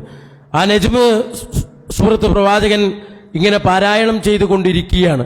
ഖാല ഖറഅൻ നബി സ്വല്ലല്ലാഹു അലൈഹി വസല്ലമ സൂറത്തുൻ നജ്ം ബിമക്കത്തിൻ ഫസജദ. ഇത് കേട്ടയുടനെ ആ പ്രവാചകന്റെ പരിസരത്തുള്ള ആളുകളെല്ലാവരും സുജൂദ് ചെയ്യാൻ തുടങ്ങി. പക്ഷേ ഒരാൾ മാത്രം, ഒരു പ്രായമുള്ള ഒരു വൃദ്ധനായ ഒരു മനുഷ്യൻ മാത്രം, അയാൾ കുറച്ച് കല്ലും മണ്ണും കയ്യിലെടുത്ത് നെറ്റിക്ക് നേരെ ഉയർത്തി എനിക്ക് ഇത്രയും മതിയെന്ന് അയാൾ പറയുകയുണ്ടായി. പിന്നീട് അയാളെക്കുറിച്ച് ചരിത്രങ്ങളിൽ പറയുന്നത് ഫറഅയ്തും ബഅദ ദാലിക ഖുതില കാഫിറുൻ, അയാൾ പിന്നൊരു കാഫിറായിട്ടാണ് മരണപ്പെട്ടു പോയത്. എല്ലാവരും ആ വിശുദ്ധ ഖുർആനിന്റെ വചനത്തെ ആദരിക്കുകയും ബഹുമാനിക്കുകയും ചെയ്തപ്പോൾ ഒരാൾ ആ ഖുർആനിന്റെ വചനത്തെ തിരസ്കരിച്ചപ്പോൾ അയാളുടെ ജീവിതത്തിൽ അയാൾക്കുണ്ടായ അനുഭവം എന്ന് പറയുന്നത് അല്ലാഹു സുബ്ഹാനഹു വ തആല അയാൾക്ക് ഹിദായത്ത് നൽകിയില്ല എന്നുള്ളതാണ് ചരിത്രത്തിൽ കാണാൻ കഴിയുന്നത്. അതുകൊണ്ട് ഖുർആനിനെ ബഹുമാനിക്കുക എന്ന് പറയുന്നത് വിശുദ്ധ ഖുർആനിന്റെ വചനങ്ങളെ നമ്മൾ നമ്മുടെ ജീവിതത്തിൽ കൃത്യമായി പകർത്തുക എന്നുള്ളതാണ്. അപ്പൊ ഹസദ് പാടില്ല എന്ന് അള്ളാഹുവിന്റെ റസൂൽ സല്ലല്ലാഹു അലൈഹി വസല്ലം പറഞ്ഞിട്ടുണ്ടെങ്കിൽ നമ്മൾ അത് ഉണ്ടാവാൻ പാടില്ല. അസൂയന്റെ ഡെഫിനിഷൻ തന്നെ എന്താണ്? നമുക്ക് ഇല്ല എന്നുള്ളതല്ല, മറ്റുള്ളവർക്ക് ഉണ്ട് എന്നുള്ളതാണ്. നമുക്കില്ല എന്നുള്ളതല്ല, നമുക്കില്ലാത്തതിന് നമുക്ക് വലിയ വിഷമമില്ല. മറ്റുള്ളവർക്കുണ്ടായി എന്നുള്ളതാണ്. അത് വെച്ചു പുലർത്താൻ പാടില്ല എന്ന് അല്ലാഹു പറഞ്ഞു. പിന്നെ പലിശന്റെ വിഷയം പറഞ്ഞു, റിബ. ഇന്നും നമ്മൾ ആലോചിച്ചു ഖുർആൻ നമ്മൾ എത്ര സ്വാധീനിച്ചെന്നുള്ളതിന് ഒരു തെളിവെന്ന് പറഞ്ഞാൽ നമ്മൾ നമ്മളോട് തന്നെ ചോദിക്കുക, പലിശയുമായി ബന്ധപ്പെട്ട് വിട്ടു നിൽക്കുന്ന എത്ര ആളുകൾ നമ്മുടെ കൂട്ടത്തിലുണ്ട്? നമ്മുടെ കൂട്ടം എന്ന് പറഞ്ഞാൽ ഞാൻ ഈ സദസ്സിനോടല്ലോ സംസാരിക്കുന്നത്. ഏതെങ്കിലും രൂപത്തിൽ ഇപ്പോഴും ഈ വിശുദ്ധ റമളാനിൽ പോലും സ്വർണം പണയം വെക്കാൻ ബാങ്കുകളിലേക്ക് പോകുന്ന മുസ്ലിം സഹോദരിമാരുണ്ട്. അവർ നോമ്പുകാരാണ്, ഖുർആൻ ഓതുന്നവരാണ്, തറാവി നമസ്കരിക്കുന്നവരാണ്, സുന്നത്ത് നോമ്പെടുക്കുന്നവരാണ്, അത്താഴത്തിന് നേരത്തെ എഴുന്നേറ്റ് ഭക്ഷണമൊക്കെ കഴിച്ച് ദിക്റും ദുആയുമായിട്ടൊക്കെ സുബഹി നമസ്കാരത്തിന് വേണ്ടി കാത്തിരിക്കുന്നവരാണ്. സഹോദരന്മാരും ഉണ്ട് ആ കൂട്ടത്തിൽ. പക്ഷേ സഹോദരിമാരാണ് കൂടുതലും ആ രംഗത്ത് കാണുന്നത്.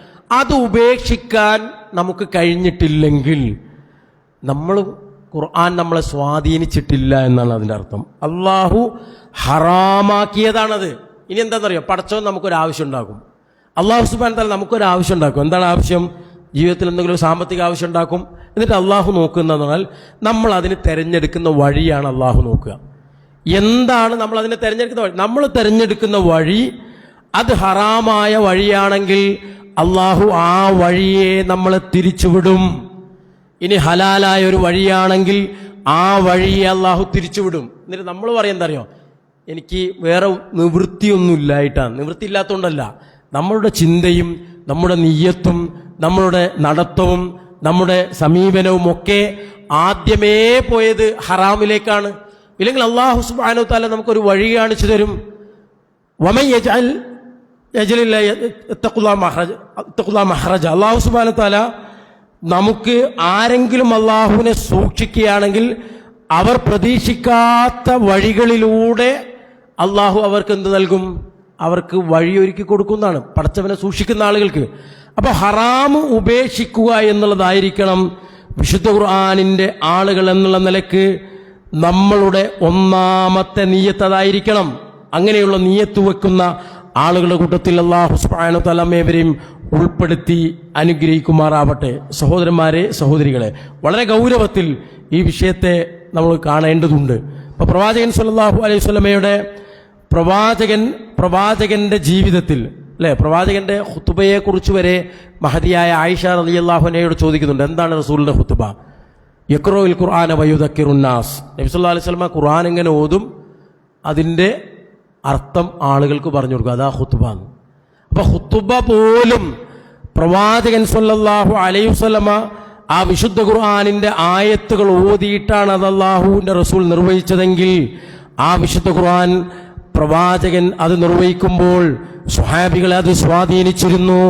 അതുകൊണ്ട് നമ്മെ സംബന്ധിച്ചിടത്തോളം നമ്മുടെ ജീവിതത്തിൽ നമ്മൾ പുലർത്തേണ്ട ചില സംഗതികളുണ്ട്. ഖുർആനിന്റെ അനുയായികൾ എന്നുള്ള നിലക്ക് ഈ വിശുദ്ധ റമദാനിൽ ആ ഖുർആൻ നമ്മെ എത്ര കണ്ട് സ്വാധീനിച്ചിട്ടുണ്ടോ എന്ന് മനസ്സിലാക്കാൻ നമ്മൾ അല്ലാഹു സുബ്ഹാനഹു തആലയുടെ ആ വിശുദ്ധ ഖുർആനുമായി നമ്മുടെ അടുപ്പം എത്രയാണെന്ന് മനസ്സിലാക്കാൻ ഒന്ന് നമ്മൾ ഇതിൽ കാണിക്കേണ്ടത് അൽ ഹിഫാദു അൽ ഇഖ്ലാസ്.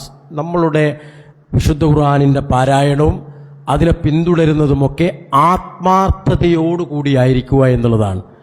നമ്മുടെ ജീവിതത്തിൽ നമ്മൾ ചെയ്യുന്ന ഓരോ കർമ്മങ്ങളും അത് അള്ളാഹുവിന് വേണ്ടിയാണെന്നുള്ള ബോധം എപ്പോഴും ഉണ്ടായിരിക്കണം. ഏത് സമയത്തിലും സന്ദർഭത്തിലും വളരെ ഇഖ്ലാസോടുകൂടി നമുക്ക് മുന്നോട്ട് പോകാൻ കഴിയണം.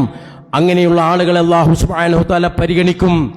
അവരുടെ ജീവിതത്തിൽ അല്ലാഹു ഖൈറുണ്ടാക്കും. നമുക്കൊക്കെ ജീവിതത്തിൽ ഒരുപാട് പ്രയാസങ്ങളുണ്ടാവും. സാമ്പത്തിക പ്രശ്നമുള്ളവരുണ്ട്, ശാരീരിക അവശതകളുള്ളവരുണ്ട്, അത് മക്കളുടെ വിഷയമുള്ളവരുണ്ട്, കുടുംബ പ്രശ്നമുള്ള ആളുകളുണ്ട്.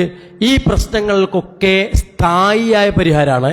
സ്ഥായിയായ പരിഹാരം അത് അള്ളാഹുവിൻ്റെ ഖുർആനിൻ്റെ അഹ്ലുകാരാവുക, വിശുദ്ധ ഖുർആനിൻ്റെ തണലിൽ നമ്മൾ ജീവിക്കുക എന്നുള്ളതാണ്. രണ്ടാമത്തെ കാര്യം എന്ന് പറയുന്നത് അൽ ഇബ്തിആദു അനിൽ മആസി. നമ്മൾ പാപങ്ങളിൽ നിന്ന് പൂർണ്ണമായി അകന്നു നിൽക്കുക. എന്താ പാപം? എന്താണ് പാപം? കഴിഞ്ഞ ദിവസം ബാംഗ്ലൂരിലുള്ള ഒരു സുഹൃത്തിനോട് ഇങ്ങനെ സംസാരിച്ചപ്പോൾ അദ്ദേഹത്തോട് ചോദിച്ചു, ഈ ബാംഗ്ലൂരിലുള്ള ആളുകളൊക്കെ ഈ മയക്കുമരുന്നിൻ്റെ ആളാണോ എന്നൊക്കെ ചോദിക്കുകയുണ്ടായി. അപ്പം അദ്ദേഹം പറഞ്ഞതെന്ന് പറഞ്ഞാൽ ആളുകളുടെ ഒരു തെറ്റിദ്ധാരണയാണത്. ഞാൻ വർഷങ്ങളായിട്ട് കുടുംബസമേതം ബാംഗ്ലൂരിൽ താമസിക്കുന്ന ആളാണ്. എൻ്റെ മക്കള് സ്കൂളിലും പഠിക്കുന്നുണ്ട്, മദ്രസയിലും പഠിക്കുന്നുണ്ട്. ഞങ്ങൾക്ക് അവിടെ പള്ളികളുണ്ട്. അതുപോലെ തന്നെ ഞങ്ങൾ ഇസ്ലാമിക കാര്യത്തിലൊക്കെ വളരെ സജീവമാണ്, നമ്മുടെ കൂട്ടുകാരും നമ്മുടെ ആളുകളൊക്കെ. പക്ഷേ കേരളത്തിൽ നിന്ന് വരുന്ന അല്ലെങ്കിൽ നമ്മുടെ നാടുകളിൽ നിന്ന് പഠിക്കാനെന്നും പറഞ്ഞു പോകുന്ന കുറേ കുട്ടികൾ, അവരുടെ നിയ്യത്ത് തന്നെ ചില കുട്ടികളുടേത് ഇത്തരം മയക്കുമരുന്നുകൾ ഉപയോഗിക്കുക അല്ലെങ്കിൽ മോശമായ ചുറ്റുപാടിൽ ജീവിക്കുക, ഒരു പ്രൈവറ്റ്സി കിട്ടുമ്പം അള്ളാഹുവിനെ മറന്ന് ജീവിക്കുക എന്നുള്ള ഉദ്ദേശത്തിലാണ് അവർ വരുന്നത് തന്നെ. അവരാണ് ഈ നാടിനെ വരെ പറയിപ്പിച്ചത് എന്ന് അദ്ദേഹം പറയുണ്ടായി. അപ്പൊ ഒരു നാടിന്റെ പ്രശ്നമല്ല, ഒരു പ്രദേശത്തെ ആളുകളുടെ സ്വഭാവത്തിന്റെ അല്ലെങ്കിൽ അവർ ചെയ്യുന്ന കർമ്മങ്ങളുടെ പ്രശ്നമാണ്. അപ്പൊ നമ്മൾ ഒരു പ്രദേശം, മണ്ണാർക്കാട് പ്രദേശം, മണ്ണാർക്കാടിന് എന്തെങ്കിലും പ്രശ്നമുണ്ടോ? നല്ല മണ്ണല്ലേ, ഇവിടെ കൃഷി ചെയ്യാൻ പറ്റൂലേ, ഇവിടെ നല്ല കാര്യങ്ങൾ ചെയ്തൂടെ? പക്ഷെ മണ്ണാർക്കാട് അള്ളാഹുവിനെ ധിക്കരിക്കുന്ന അല്ലെങ്കിൽ പ്രവാചകനെ ധിക്കരിക്കുന്ന മോശമായ കാര്യങ്ങൾ ചെയ്യുന്ന ഹറാമു ചെയ്യുന്ന ആളുകൾ ഉണ്ടെങ്കിൽ പൊതുവേ ചില ആളുകൾ പറയും മണ്ണാർക്കാടുകാരെല്ലാവരും അങ്ങനെ തന്നെയാണെന്ന്. മണ്ണാർക്കാട് അങ്ങനെ ആയതുകൊണ്ടല്ലോ. അപ്പൊ ഞാൻ പറഞ്ഞു വന്നത്, നന്മയുടെ വാഹകരാവുകയും നന്മയുടെ വക്താക്കളാവുകയും നമ്മൾ തിന്മകളിൽ നിന്ന് പൂർണ്ണമായി വിട്ടു നിൽക്കുകയും ആ തിന്മകളിൽ നിന്ന് വിട്ടു നിൽക്കാൻ നമുക്ക് ഏറ്റവും വലിയ കാരണം എന്ന് പറയുന്നത് വിശുദ്ധ ഖുർആനിന്റെ വചനങ്ങളാണ്, അള്ളാഹുവിന്റെ കലാമാണ്, അള്ളാഹുവിന്റെ അമ്രുകളാണ്, അള്ളാഹുവിന്റെ നിർദ്ദേശങ്ങളാണ്. ഇത് നമ്മോട് പറയുന്നതാണ്. അങ്ങനെ അതിനെ കാണും. ഓരോ കാര്യവും നമ്മളോടാണ് അല്ലാഹു സുബ്ഹാനഹു വ തആല സംസാരിക്കുന്നത്. അങ്ങനെ പാപങ്ങളിൽ നിന്ന് അകന്നു നിൽക്കാൻ സഹോദരങ്ങളെ നമുക്ക് കഴിയണം. ഇനിയോ വിശുദ്ധ ഖുർആൻ, തിലാവത്തുൽ ഖുർആൻ യൗമിയ്യൻ, നമ്മൾ എല്ലാ ദിവസവും ഖുർആൻ ഓതാറുണ്ട്. ഇപ്പോൾ റമളാൻ ആയതുകൊണ്ട് നമ്മൾ പാരായണം ചെയ്യുന്നു. എന്നാൽ റമളാൻ കഴിഞ്ഞാലും അത് നമ്മൾ തുടരണം. ഇപ്പം മഗ്‌രിബിന് മുമ്പ് കാലത്തൊക്കെ മഗ്‌രിബിന് മദ്രസ വിദ്യാർത്ഥികളെങ്കിലും വിശുദ്ധ ഖുർആൻ വീട്ടിൽ നിന്ന് പാരായണം ചെയ്യുന്നുണ്ടായിരുന്നു. വല്യമ്മമാരൊക്കെ ഓതാറുണ്ടായിരുന്നു. ഇന്ന് അതങ്ങ് എടുക്കപ്പെട്ടു പോയിട്ടുണ്ട്. അതുകൊണ്ട് തന്നെ ജീവിതത്തിൽ അല്ലെങ്കിൽ നമ്മുടെ കുടുംബത്തിൽ നമ്മുടെ വീട്ടിലുള്ള ഒരു ബർക്കത്ത് നഷ്ടപ്പെട്ടിട്ടുണ്ട്. അതിൻ്റെ പ്രധാനപ്പെട്ട കാരണം ഇത് തന്നെയാണ്. അത് നമ്മൾ തിരിച്ചു കൊണ്ടുവരണം. അത് തിരിച്ചു കൊണ്ടുവരാൻ നമുക്ക് കിട്ടുന്നൊരു ട്രെയിനിങ് പീരീഡാണിത്. ഏത് സമയം നമുക്കൊരു ഒഴിവ് കിട്ടിയാലും സഹോദരങ്ങളെ നമ്മൾ ഖുർആൻ എടുത്ത് നമ്മൾ പാരായണം ചെയ്യുക. അങ്ങനെ തിലാവത്തുൽ ഖുർആനി യൗമിയൻ, ദിവസവും ഖുർആൻ ഓതുന്ന ശീലം നമ്മൾ കൈവിടരുത്. അതൊരു ഔട്ട്ഡേറ്റഡ് ആയ ആളുകളതാണെന്നും എൻ്റെ പ്രിയപ്പെട്ട കുറച്ച് യുവാക്കളും എൻ്റെ പ്രിയപ്പെട്ട വിദ്യാർത്ഥികളൊക്കെ സദസ്സിലിരിക്കുന്നത് ഒരു ഔട്ട്ഡേറ്റഡ് ആയ സംഗതിയാണ് നമുക്ക് തോന്നരുത് കേട്ടോ. നമുക്ക് മനുഷ്യൻ്റെ മനസ്സിന് സമാധാനം ഉണ്ടാകാനുള്ള ഒന്നാമത്തെ കാര്യം അല്ലാഹു സുബ്ഹാനഹു വ തആല പറഞ്ഞ അലാ, നിങ്ങൾ അറിയണം, ബിദിക്രില്ലാഹി തത്മഇന്നുൽ ഖുലൂബ്. നമ്മൾ വിശുദ്ധ ഖുർആനിൻ്റെ ഓരോ ആയത്തുകൾ ഓതുമ്പോഴും അള്ളാഹുവിനെ കുറിച്ചുള്ള ഓർമ്മയാണ് നമുക്ക് ഉണ്ടാവുന്നത്. ആ ഓർമ്മകളാണ് നമ്മളെ നന്മകൾ ചെയ്യിക്കുന്നത്.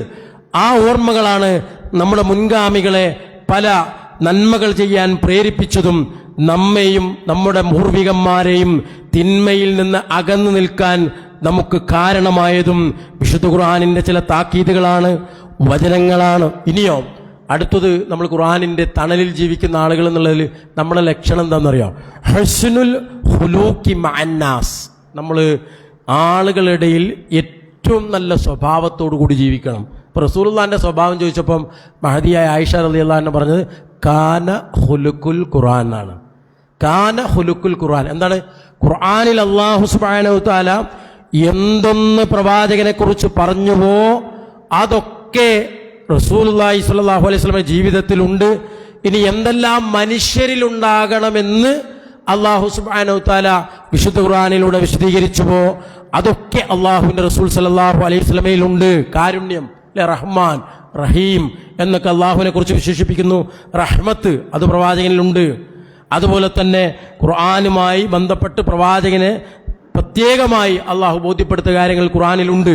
ഇനി എങ്ങനെയാണ് ആ വിശുദ്ധ ഖുർആനിനെ അനുധാവനം ചെയ്യേണ്ടതെന്ന് റസൂലുള്ളാഹി സ്വല്ലല്ലാഹു അലൈഹി വസല്ലമ നമുക്ക് കാണിച്ചു തന്നിട്ടുണ്ട്.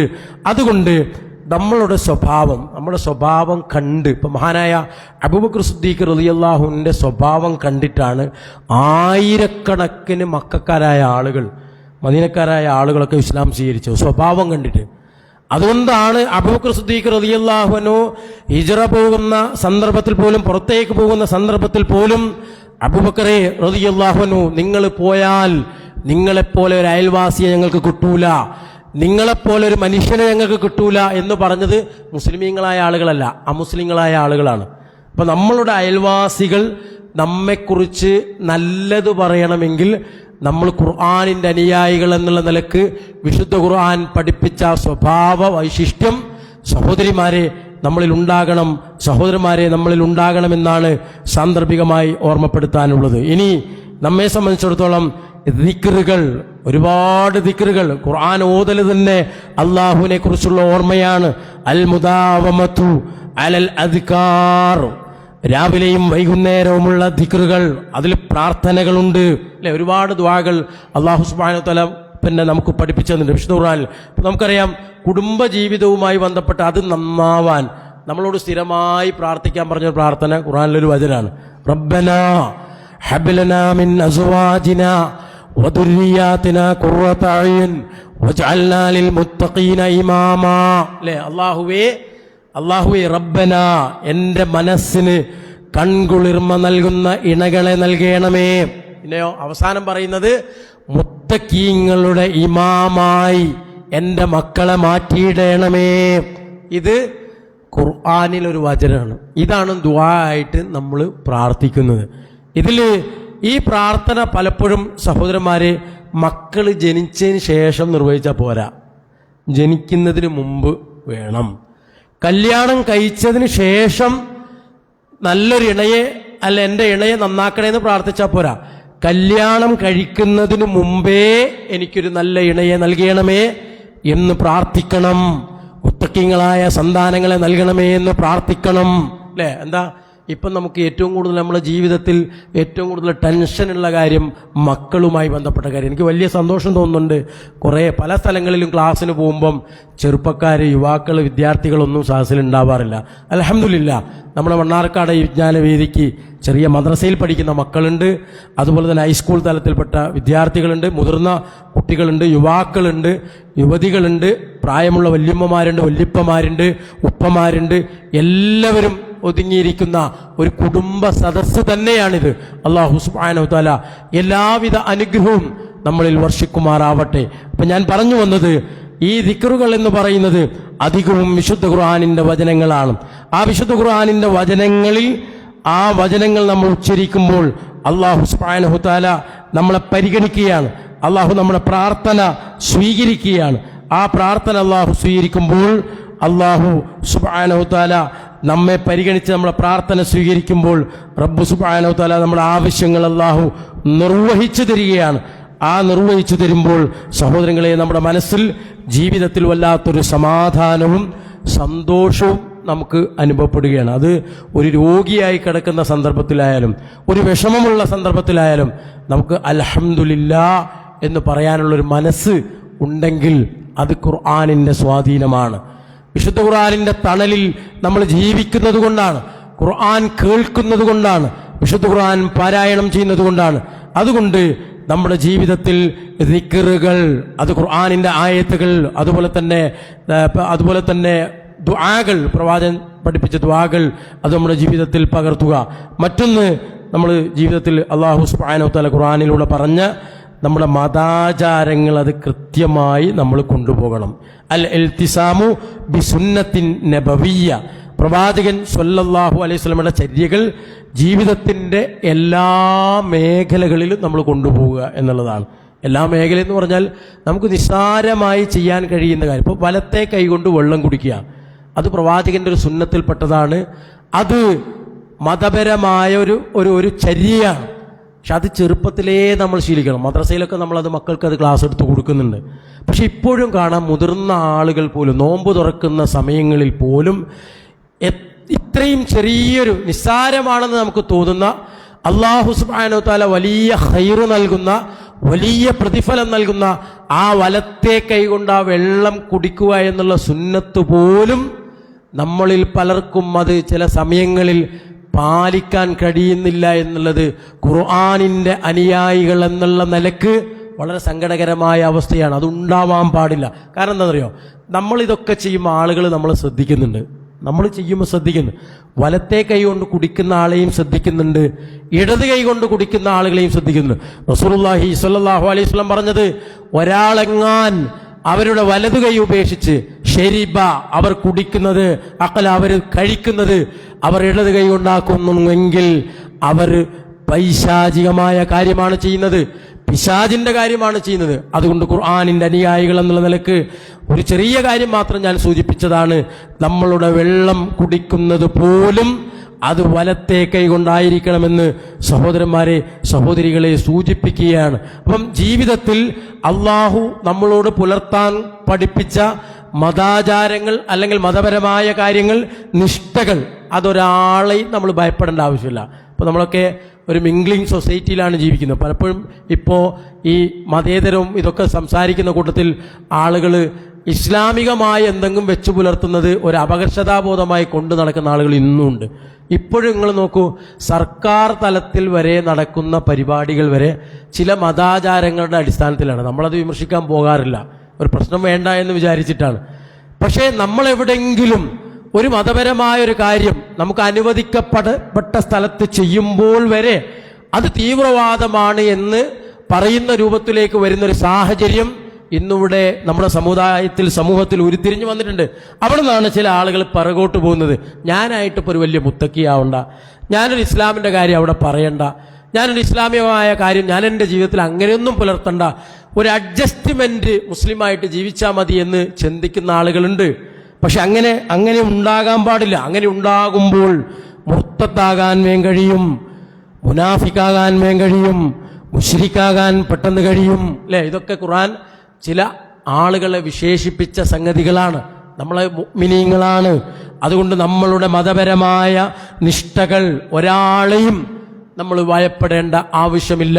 അത് അള്ളാഹുവിൻ്റെ വജ്ഹ് ഉദ്ദേശിച്ച് വിശുദ്ധ ഖുർആൻ നമ്മെ പഠിപ്പിച്ചതുപോലെ നമ്മൾ ചെയ്യുകയാണെങ്കിൽ അള്ളാഹുവിൻ്റെ സഹായമുണ്ടാകും. മറ്റൊരു കാര്യം അസ്സബ്റു ഫീ ശദാഇദ്, ഖുർആൻ ഏറ്റവും കൂടുതൽ നമ്മോട് പറഞ്ഞ കാര്യം ക്ഷമയുള്ളവരാകുക എന്നുള്ളതാണ്. നമുക്കൊക്കെ ക്ഷമയുണ്ട്. ക്ഷമയുള്ളതുകൊണ്ടാണ് നമ്മൾ ഇങ്ങനെ ഇരിക്കുന്നത്, ഈ ക്ലാസ് കേട്ടിരിക്കുന്നത്, ഇവിടെ ഇരിക്കുന്നത്. ക്ഷമാലുക്കളാണ് നമ്മൾ, ക്ഷമയുള്ളവരാണ്. ആ ക്ഷമ ജീവിതത്തിൻ്റെ എല്ലാ രംഗത്തും വേണം. ഖുർആനിൻ്റെ ഒരു അനുയായി ഇന്ന് അസർ നിസ്കാരം കഴിഞ്ഞ് മണ്ണാർക്കാട് അങ്ങാടിയിലെ ഏതെങ്കിലും ഒരു കടയിൽ പോയിട്ട് ചൂടാകരുത്, ദേഷ്യം പിടിക്കരുത്. ദേഷ്യം പിടിച്ചു കഴിഞ്ഞാൽ ആ കാണുന്ന ഒരു മുസ്ലിം അല്ലാത്തൊരു മനുഷ്യൻ നമ്മെ വിലയിരുത്തും. നോമ്പ് എന്ന് പറഞ്ഞാൽ ഒരു ദേഷ്യം പിടിക്കുന്നതാണ്, നോമ്പെന്ന് പറഞ്ഞാൽ കോപിക്കുന്ന ഒരു സംഗതിയാണെന്ന് അവൻ കരുതും. അവിടെ ഇസ്ലാമിൻ്റെ വിനയം, ഇബാദുർ റഹ്മാൻ, അല്ലാഹു സുബ്ഹാനഹു വ തആല അള്ളാഹുവിൻ്റെ അടിമകളെ കുറിച്ച് പറഞ്ഞു, ഇബാദുർ റഹ്മാനില്ലദീന യംശൂന അലൽ അർദ്, അള്ളാഹുവിൻ്റെ അടിമകൾ ഭൂമിയിലൂടെ നടന്നു പോകുമ്പോൾ അവർ വിനയാന്വിതരായി നടന്നു പോകുന്നവരാണ്. അവരോട് ആരെങ്കിലും മോശമായി പെരുമാറിയാൽ അവർ പറയും ഖാലു സലാമ എന്ന് പറയും. മോശമായി പെരുമാറിയാൽ, സംസാരിച്ചാൽ, നോമ്പുകാരാണെങ്കിലും നമ്മൾ പറയും അന സായിമുൻ എന്ന് പറയും. അപ്പം ഞാൻ പറഞ്ഞു വന്നത്, നമ്മളുടെ ഈ ഒരു രീതിയിലുള്ള സ്വഭാവം നമ്മൾ നന്നാക്കി കൊണ്ടുവരികയാണെങ്കിൽ, ക്ഷമാലുക്കളാകുകയാണെങ്കിൽ, സബറുള്ളവരാകുകയാണെങ്കിൽ, സബറുൻ ജമീൽ, ഏറ്റവും ഭംഗിയായി ക്ഷമിക്കുന്നവരാണെങ്കിൽ തീർച്ചയായും അല്ലാഹു സുബ്ഹാനഹു വ തആലയുടെ സഹായം നമുക്കുണ്ടാവും. നമ്മൾ അല്ലാഹുവിൻ്റെ നല്ല അടിമകളാവും, നമ്മൾ ഖുർആനിൻ്റെ അനുയായികളാവും. മറ്റൊരു കാര്യം കുടുംബ ബന്ധം നിലനിർത്തുക എന്നുള്ളതാണ്.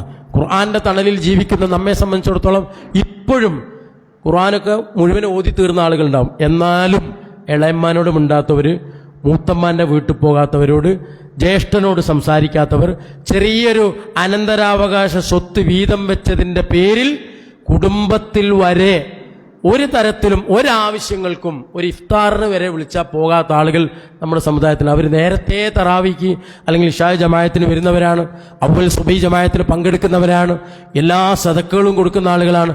പക്ഷേ ഇത് മഹല്ല് കമ്മിറ്റി പറയുമ്പോൾ, മസ്ലഹത്തിൻ്റെ കാര്യം പറയുമ്പോൾ ആ കാര്യം മാത്രം പറയരുത് എന്ന് പറയും.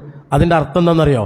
നമ്മൾ ഖുർആനിൻ്റെ തണലിലല്ല, നമ്മൾ ഈ പുറത്താണ്. ഖുർആൻ ഓതുന്നുണ്ട്, പക്ഷേ ഖുർആൻ ഈ കുടുംബബന്ധവുമായി പഠിപ്പിച്ച കുടുംബബന്ധം മുറിക്കുന്നവന് നാളെ പരലോകത്ത് അള്ളാഹു പരിഗണിക്കാത്ത വിഭാഗത്തിലെ ഒന്നാമനായിരിക്കുമെന്ന് അതറിഞ്ഞിട്ട് പോലും ആ ബന്ധം ഈഗോയുടെ പേരിൽ മുറിച്ചു പോകുന്ന ആളുകളുണ്ട്.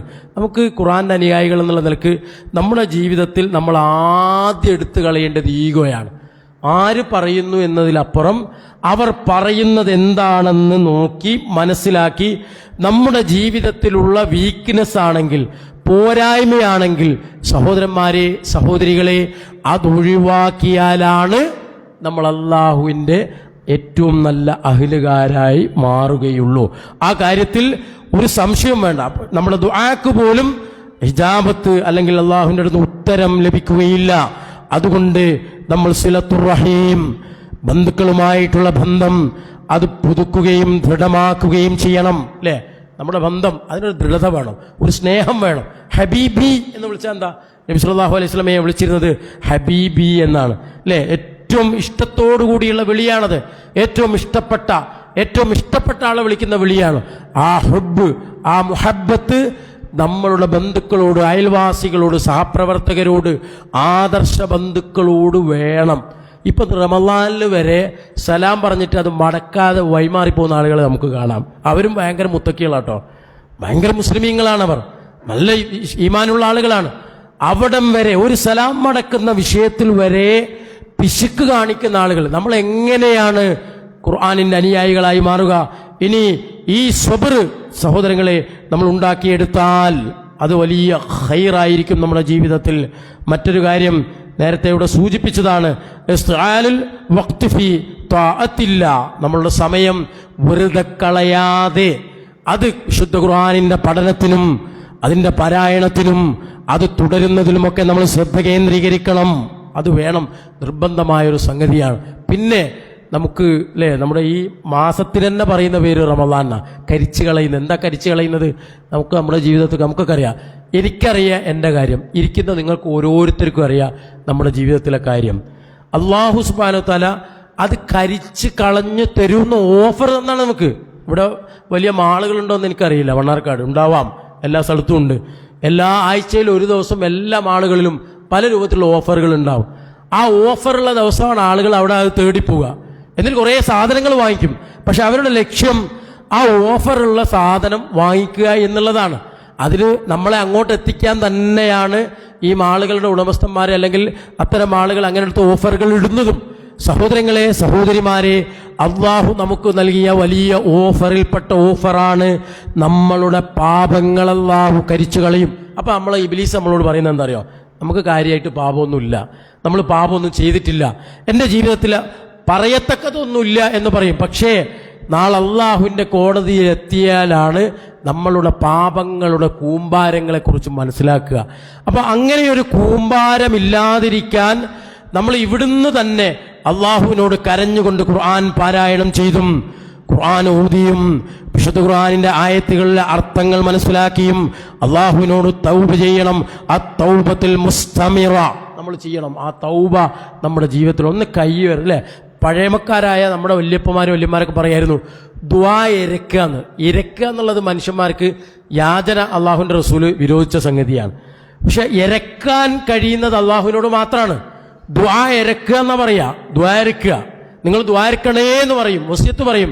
സഹോദരങ്ങളെ, നമ്മളുടെ രണ്ട് കൈകളും ഉയർത്തി ഇന്ന് രാത്രി അല്ലെങ്കിൽ കിട്ടുന്ന സമയത്ത് ഒന്ന് മാറിയിരുന്ന് അള്ളാഹുവിനോട് ദുആ ചെയ്യുകയാണെങ്കിൽ ആ ദുആക്ക് അല്ലാഹു ഉത്തരം നൽകും, യാതൊരു സംശയമില്ല. കാരണം ദുആക്ക് ഉത്തരം ലഭിക്കുന്ന സന്ദർഭങ്ങളും സമയങ്ങളുമാണ് ഇത്. അതുമാത്രമല്ല, നമ്മൾ ഖുർആൻ ഓതി ഒരു 10 ആയത്ത് ഓതിയിട്ട് കൈ ഒന്ന് ഉയർത്തിയിട്ട് പടച്ചവനോടൊന്ന് പ്രാർത്ഥിക്കുക, അല്ലാഹുവേ ഒന്ന് ഞാൻ ഈ ഓതിയ സൂറത്ത് അല്ലെങ്കിൽ ഈ ആയത്തുകൾ റബ്ബേ എൻ്റെ ഖബറിലും എൻ്റെ പരലോകത്തും നീ സ്വീകരിക്കണേ എന്ന് പ്രാർത്ഥിക്കുക. രണ്ടാമതായി പ്രാർത്ഥിക്കുക, അല്ലാഹുവേ ഈ ആയത്തിലൂടെ എന്നോട് പഠിപ്പിച്ച കാര്യങ്ങൾ റബ്ബേ ജീവിതത്തിൽ ആത്മാർത്ഥമായി പകർത്താൻ എനിക്ക് തൗഫീക്ക് നൽകണമേ എന്ന് നമ്മൾ ആത്മാർത്ഥമായി അള്ളാഹുവിനോട് ദുആ ചെയ്യുക. അങ്ങനെയാണെങ്കിൽ തീർച്ചയായും റബ്ബ് സുബ്ഹാനഹു വ തആലയുടെ പരിഗണന നമുക്കുണ്ടാവും. മറ്റൊരു കാര്യം, പരദൂഷണം നമ്മൾ ഒഴിവാക്കുക എന്നുള്ളതാണ്. നമ്മൾ ഖുർആനിൻ്റെ അനുയായികൾ എന്നുള്ള നിലക്ക് പരദൂഷണം തന്നെ ഒഴിവാക്കി നമ്മൾ രക്ഷപ്പെട്ടു. അതിനർത്ഥം ഇതൊന്ന് ക്ലിപ്പിട്ടാൽ മതി, മിണ്ടാതെ നിന്നാൽ മതി. ഇപ്പോൾ ആളുകളുടെ പരദൂഷണം പലപ്പോഴും സോഷ്യൽ മീഡിയയിലാണ്. ഒരാളെക്കുറിച്ചുള്ള മോശമായ കാര്യങ്ങൾ പ്രചരിപ്പിക്കുന്നതും കാര്യങ്ങളുമൊക്കെ നവമാധ്യമങ്ങൾ ഉപയോഗിച്ചാണ്. അത് വായ കൊണ്ടല്ല. എന്നാലും എന്തുകൊണ്ടാണെങ്കിലും അത് ഉപേക്ഷിക്കാത്തവരെ സംബന്ധിച്ചിടത്തോളം അവർ ഖുർആനിലെ ഒരായത്ത് പോലും അവരെ സ്വാധീനിച്ചിട്ടില്ല എന്ന് സഹോദരങ്ങളെ നമുക്ക് മനസ്സിലാക്കാൻ കഴിയും. അതുകൊണ്ട് നമ്മുടെ നാവിനെ സൂക്ഷിക്കണം. മറ്റുള്ളവരെ കുറിച്ച് നമ്മൾ ചീത്ത പറയാൻ പാടില്ല, ഒരിക്കലും പാടില്ല. ഒരാളെക്കുറിച്ചും നമ്മൾ നമ്മുടെ ശത്രുക്കളാണെങ്കിൽ പോലും അവരിലുള്ള കാര്യങ്ങൾ പറയേണ്ടതാണെങ്കിൽ ചീത്ത പറഞ്ഞിട്ടല്ല ഒരാളെ ആക്ഷേപിക്കേണ്ടത്. ശത്രുവാണ്. അങ്ങനെ എത്രയോ ശത്രുപക്ഷത്ത് നിന്ന ആളുകളാണ് പ്രവാചകന്റെ ഖുർആനിന്റെ വചനങ്ങൾ കേട്ട്, അതുപോലെ തന്നെ സ്വഹാബികൾ ഖുർആൻ ഓതുന്നത് കേട്ട് ഇസ്ലാമിലേക്ക് കടന്നു വന്നത്, ഖുർആനിന്റെ തണലിലേക്ക് കടന്നു വന്നത് എന്ന് സഹോദരിമാരെ, സഹോദരങ്ങളെ നമുക്ക് മനസ്സിലാക്കാൻ കഴിയും. അതുകൊണ്ട് ഒരാളെക്കുറിച്ചും നമ്മളുടെ നാവിൽ നിന്ന് പരദൂഷണം വരാൻ പാടില്ല. ഇത് പറഞ്ഞു വരുമ്പോൾ തന്നെ നമ്മുടെ മനസ്സിലേക്ക് വരണം, ഞാൻ ഖുർആൻ ഓതുന്ന ആളാണ്, ഖുർആന്റെ അനുയായിയാണ്. അള്ളാഹു പറഞ്ഞിട്ടുണ്ട് ഏബത്തും നമീമത്തും പാടില്ല എന്ന് അള്ളാഹു പറഞ്ഞിട്ടുണ്ട്. അതൊരിക്കലും പാടില്ല എന്ന് പറഞ്ഞിട്ട് അള്ളാഹു ഹറാമാക്കിയതാണ് എന്ന് പറഞ്ഞിട്ടുള്ള ബോധ്യവുമാണ് സഹോദരങ്ങളെ ഖുർആനുമായി ബന്ധപ്പെട്ട് പറയുമ്പം നമ്മുടെ ജീവിതത്തിൽ ഉണ്ടാകേണ്ടത്. അങ്ങനെ പിന്നെ നമ്മൾ പ്രത്യേകിച്ച് എൻ്റെ പ്രിയപ്പെട്ട മക്കളോടും ചെറുപ്പക്കാരോടുമാണ് ഒരു വസിയത്ത് പറയാനുള്ളത്. നമ്മൾ ഖുർആന്റെ അനുയായികൾ എന്നുള്ള നിലക്ക് ഇഫ്തിയാർ സ്വഹബത്തി സ്വാലിഹ, നമ്മൾ ഏറ്റവും നല്ല കൂട്ടുകാരെ സ്വീകരിക്കണം, ഏറ്റവും നല്ല കൂട്ടുകാരെ സ്വീകരിക്കണം. നമ്മളെ പലപ്പോഴും വഴിതെറ്റിക്കും അല്ലേ? എല്ലാവർക്കും ഇപ്പോൾ റമദാൻ വൈബാക്കലാണ്, എല്ലാം വൈബാണ്. എന്തിനൊരു വൈബ് വേണം. ആ വൈബ് കിട്ടാൻ പലപ്പോഴും നമ്മുടെ മക്കൾ ഇവിടെ ഉണ്ടോയെന്ന് എനിക്കറിയില്ല, പല സ്ഥലത്തും ക്ലാസ്സൊക്കെ കഴിഞ്ഞ് പോകുമ്പം കാണാം ടെൻറ്റുകളാണ്. പല സ്ഥലത്തും ചില ഒഴിഞ്ഞ മൈതാനങ്ങളിൽ ടെൻറ്റുകളാണ്. ആ ടെൻറ്റിൽ ഒരുപാട് എൻ്റർടൈൻമെൻ്റാണ്, സന്തോഷത്തിൻ്റെ അല്ലെങ്കിൽ അങ്ങനെ ആസ്വദിക്കാൻ കഴിയുന്ന കുറേ സംഗതികളാണ് അവിടെ കുറേ ഭക്ഷണങ്ങളും ഉണ്ടാവും. ഈ നോമ്പ് തുറന്നു കഴിഞ്ഞ് നമ്മുടെ സമുദായത്തിലെ പല കുട്ടികളും ചെറുപ്പക്കാരുമൊക്കെ അത്തരം പ്രത്യേകമായ വൈബ് കിട്ടുന്ന ഇടങ്ങളിലേക്കാണ് പോകുന്നത്. അള്ളാഹുവിൻ്റെ പള്ളിയിലേക്ക് വന്നാലുള്ള പ്രതിഫലത്തെക്കുറിച്ച് നിരന്തരം വിജ്ഞാനവേദിയിലൂടെയും ഖുത്ബയിലൂടെയും പ്രഭാഷണത്തിലൂടെയും ഒക്കെ കേട്ടുകൊണ്ടിരിക്കുന്ന മക്കൾ പോലും ഒരു വേള അവരുടെ സൗഹൃദ വലയത്തിൽപ്പെട്ട് കൂട്ടുകാരൻ്റെ ബൈക്കിലിരുന്ന് ഈ മണ്ണാർക്കാട് സലഫി മസ്ജിദിലേക്ക് തിരിച്ചുവിടേണ്ട ബൈക്ക് മറ്റൊരു സ്ഥലത്തേക്ക് തിരിച്ചുവിടുന്നു. പിന്നെ അവൻ വീട്ടിലേക്ക് കയറി വരുന്നത് 11 മണിക്കാണ്. വാപ്പ കരുതും, ഉമ്മ കരുതും അവൻ പള്ളിയിൽ പോയിട്ട് തറാവിയൊക്കെ കഴിഞ്ഞ് വിത്രമൊക്കെ നിസ്കരിച്ചാൽ വരുന്നത്. അല്ല, അവനന്നും ഇശാ നമസ്കാരമില്ല, തറാവിയില്ല, പ്രാർത്ഥനകളില്ല, ഒന്നുമില്ലാതെ കേവലം കുറച്ച് ഭക്ഷണങ്ങൾ മാത്രം കഴിച്ച് ഒന്ന് സന്തോഷിച്ച് കുറച്ച് റീൽസും കണ്ടാണ് വീട്ടിലേക്ക് തിരിച്ചു വരുന്നത്. അങ്ങനെ ഒരു അവസരം, ഒരു സാഹചര്യം ഉണ്ടാവരുത് നമ്മൾ മക്കൾക്ക്. എനിക്ക് സന്തോഷം തോന്നി, നിങ്ങളൊക്കെ വണ്ടിയെടുത്ത് കുടുംബസമേതം മക്കളെയും കൂട്ടിയിട്ടാണ് വിജ്ഞാനവേദിയിലേക്ക് വന്നത്. അത് തന്നെയാണ് നമ്മൾ എങ്ങനെയാണ് കല്യാണത്തിന് പോകുന്നത്, എങ്ങനെയാണ് ഒരു സൽക്കാരത്തിന് പോകുന്നത്, അതിലേക്കാളേറെ ഗൗരവത്തിൽ വിജ്ഞാനവേദിയിലേക്ക്, ഇൽമിന്റെ മജ്ലിസിലേക്ക്, അള്ളാഹുവിൻ്റെ പള്ളിയിലേക്ക് വരുമ്പോൾ അള്ളാഹുവിൻ്റെ വലിയ സഹായം നമ്മുടെ ജീവിതത്തിൽ ഉണ്ടാകും. അതുകൊണ്ട് നല്ല സുഹൃത്തുക്കളെ തിരഞ്ഞെടുക്കണം. അതെന്തിനാണെന്നറിയോ? നമ്മൾ ഈമാനികമായ പുരോഗതിക്കാണ്. നമ്മളല്ലേ റസൂലുള്ള പറഞ്ഞു, ഒരാളുടെ കൂട്ടുകാരിലേക്ക് നോക്കിയാൽ മതി അയാളുടെ മതപരമായ നിഷ്ഠ മനസ്സിലാക്കാൻ. എന്ന് പറഞ്ഞാൽ ഒരു മതപരമായ നിഷ്ഠ പുലർത്തുന്ന ആളുകൾ, ഈമാനുള്ളവർ, ഖുർആനിൻ്റെ അനുയായികൾ, അവർ ഏറ്റവും അടുത്ത ആത്മമിത്രം ഖുർആനിനെ സ്നേഹിക്കുന്നവർ തന്നെയായിരിക്കും. ഖുർആൻ ക്ലാസ് പങ്കെടുക്കുന്നവരായിരിക്കും, ഖുർആൻ പഠിക്കുന്നവരായിരിക്കും, ഖുർആൻ പ്രബോധനം ചെയ്യുന്നവരായിരിക്കും. അപ്പൊ സുഹൃത്തുക്കൾ എന്നുള്ളത് അത് ക്യാമ്പസിലായാലും സ്കൂളിലായാലും എവിടെയും, ബാക്കിയൊക്കെ നമ്മുടെ സഹപാഠികളാണ്, കൂടെ പഠിക്കുന്നവരാണ്. എല്ലാവരും നമ്മുടെ സൗഹൃദത്തിൽ പെടുന്നവരല്ല, എല്ലാവരും നമ്മുടെ സുഹൃത്തുക്കളല്ല. അപ്പൊ സുഹൃത്തുക്കളെ തെരഞ്ഞെടുക്കുന്ന വിഷയത്തിൽ സഹോദരന്മാരെ, ഖുർആനിന്റെ അനുയായികൾ എന്നുള്ള നിലയ്ക്ക് ഏറ്റവും നല്ല സുഹൃത്തുക്കളെ നമ്മൾ തെരഞ്ഞെടുക്കണം. പിന്നെയോ നമ്മുടെ പള്ളിയുമായിട്ടുള്ള ബന്ധം. ഖുർആൻ നമ്മളെ പ്രേരിപ്പിക്കുന്നത് ഏറ്റവും കൂടുതൽ അള്ളാഹുവിന്റെ മസ്ജിദിനെ സ്നേഹിക്കാൻ. ഇന്നമാ യഅ്മുറു മസാജിദല്ലാഹ് മൻ ആമന ബില്ലാഹി വൽ യൗമിൽ ആഖിർ. ഖുർആൻ പറയാണ്, അള്ളാന്റെ പള്ളി സംരക്ഷിക്കുന്നവരുടെ ക്വാളിറ്റി പോലും പറയുന്നത് സൂറത്ത് തൗബയിൽ അള്ളാഹു വിശദീകരിക്കുകയാണ്. മൻ ആമന ബില്ലാഹി വൽ യൗമിൽ ആഖിർ. അല്ലേ, പരലോകത്തിൽ വിശ്വാസമുള്ളവരാണ്, അള്ളാഹുവിൽ വിശ്വാസമുള്ളവരാണ്, അവർ സക്കാത്ത് കൊടുക്കുന്നവരാണ്. വലം യഖ്ഷ ഇല്ലല്ലാഹ്, പടച്ചവനല്ലാതെ വേറൊരു മഖ്ലൂക്കിനെയും ഭയപ്പെടാത്തവരാണവർ. അത് അള്ളാഹു പറഞ്ഞാണ്. അള്ളാഹിൻ്റെ പള്ളി സംരക്ഷിക്കുന്നത് ആളുകളുടെ ക്വാളിറ്റി വരെ അള്ളാഹു വിശുദ്ധ ഖുർആനിലൂടെ വിശദീകരിക്കുകയാണ്. ആ പള്ളിയുമായി ബന്ധപ്പെടുകയും പള്ളിയുടെ എല്ലാ കാര്യങ്ങളും ചെയ്തു കൊടുക്കുന്നതും നമ്മൾ അള്ളാഹുവിൻ്റെ ഖുർആൻ ഉൾക്കൊള്ളുന്നത് കൊണ്ടാണ്, ഖുർആനിനെ സ്നേഹിക്കുന്നത് കൊണ്ടാണ്. അങ്ങനെയുള്ള ഏറ്റവും നല്ല വിശ്വാസികളുടെ കൂട്ടത്തിൽ നമ്മളെ അള്ളാഹു ഉൾപ്പെടുത്തി അനുഗ്രഹിക്കുമാറാവട്ടെ. അവസാനമായി നമ്മൾ ഇതിലൊക്കെ ഉണ്ടാക്കേണ്ടത് തൊലബുൽ ഇൽമി ശർഈയ, നമ്മൾ ഏറ്റവും കൂടുതൽ അറിവ് ഉണ്ടാക്കുക എന്നുള്ളതാണ്. എല്ലാവർക്കും പ്രസംഗിക്കാൻ കഴിയൂല, എല്ലാവർക്കും പാട്ട് പാടാൻ കഴിയൂല, എല്ലാവർക്കും ഇമാമത്ത് നിൽക്കാൻ കഴിയൂല, എല്ലാവർക്കും അതിൽ കഴിയില്ല. അള്ളാഹു ഓരോരുത്തർക്കും ഓരോ കഴിവുകളാണ് കൊടുത്തത്. പക്ഷേ നമുക്ക് ഇൽമുണ്ട്, കേൾവി. പറയുന്ന എന്നേക്കാൾ കൂടുതൽ ഇതിനുള്ള പ്രതിഫലം നിങ്ങൾക്കാണ്. കാരണം കേൾക്കുക എന്നുള്ളതാണ് ലീഡർഷിപ്പിലെ ഒരു നേതാവിൻ്റെ അല്ലെങ്കിൽ നേതാക്കന്മാരുടെ ഏറ്റവും വലിയൊരു ക്വാളിറ്റി. നമ്മളൊക്കെ നേതാക്കന്മാരാണ് സഹോദരിമാരെ, നിങ്ങളും നേതാക്കന്മാരാണ്, സഹോദരന്മാരും നേതാക്കന്മാരാണ്. അപ്പം നമ്മൾ കേൾക്കുകയാണ്. ആ കേൾക്കുന്നത് നമ്മൾ ജീവിതത്തിൽ പകർത്താൻ വേണ്ടിയാണ്, നന്മകൾക്ക് വേണ്ടിയാണ്. കേട്ട് കൊടുക്കുക എന്നൊക്കെ പറഞ്ഞാൽ, എന്നാലും കേട്ട് കൊടുത്തേ എന്ന് പറയും, കേട്ട് കൊടുക്കുക. അപ്പം ചെറിയ മക്കളൊക്കെ, പ്രീ പ്രൈമറിയിലൊക്കെ പഠിക്കുന്ന ചെറിയ മക്കളൊക്കെ വീട്ടിൽ വന്ന്, ഉമ്മമാരെ നിങ്ങളോട് സ്കൂളിൽ നടന്ന സംഭവം, മദ്രസയിൽ മിസ് പറഞ്ഞ കാര്യമൊക്കെ ഇങ്ങനെ പറയും. നമ്മൾ ആദ്യം ചെയ്യേണ്ടത് അവരെ നമ്മുടെ ചെവി കൂർപ്പിച്ചൊന്ന് കേട്ടുകൊടുത്താൽ തന്നെ അവർക്ക് സന്തോഷമായി എന്നാണ്. സന്തോഷമായി. പിന്നെ അവർക്ക് ഉമ്മാനോട് വലിയ ഇഷ്ടമായിരിക്കും, ഉപ്പയാണെങ്കിൽ ഉപ്പനോട് വലിയ ഇഷ്ടമായിരിക്കും. അങ്ങനെയുള്ള നല്ല നല്ല കേൾവിക്കാരായി അല്ലാഹു സുബ്ഹാനഹു വ തആല നമ്മെ ഏവരെയും നിലനിർത്തി അനുഗ്രഹിക്കുമാറാവട്ടെ, അള്ളാഹു സ്വീകരിക്കുമാറാവട്ടെ. വിശുദ്ധ റമളാനിൽ നമ്മൾ ഒരുപാട് നന്മകൾ ചെയ്യുന്നുണ്ട്. ആ നന്മകൾ നമ്മൾ ക്ലാസിൻ്റെ തുടക്കത്തിൽ പറഞ്ഞതുപോലെ ഇഖ്ലാസോടുകൂടി ചെയ്യാൻ അള്ളാഹു നമുക്കെല്ലാവർക്കും തൗഫീക്ക് നൽകി അനുഗ്രഹിക്കുമാറാവട്ടെ. വിശുദ്ധ ഖുർആൻ അത് പഠിച്ച് ജീവിതത്തിൽ പകർത്തുന്ന ഏറ്റവും നല്ല അള്ളാഹുവിൻ്റെ അടിയാറുകളുടെ അടിമകളുടെ കൂട്ടത്തിൽ അള്ളാഹു നമ്മെ ഏവരെയും ഉൾപ്പെടുത്തി അനുഗ്രഹിക്കുമാറാവട്ടെ. ഇത് ഇവിടെയൊക്കെ മദ്രസയും സംവിധാനങ്ങളും ഒക്കെ ഉണ്ട്. നമ്മുടെ മക്കളെ ദിനംപ്രതി ഒരു അരമണിക്കൂറെങ്കിലും ഒരു മദ്രസയിൽ ഖുർആൻ്റെ പീരീഡ് ഉണ്ടാവും.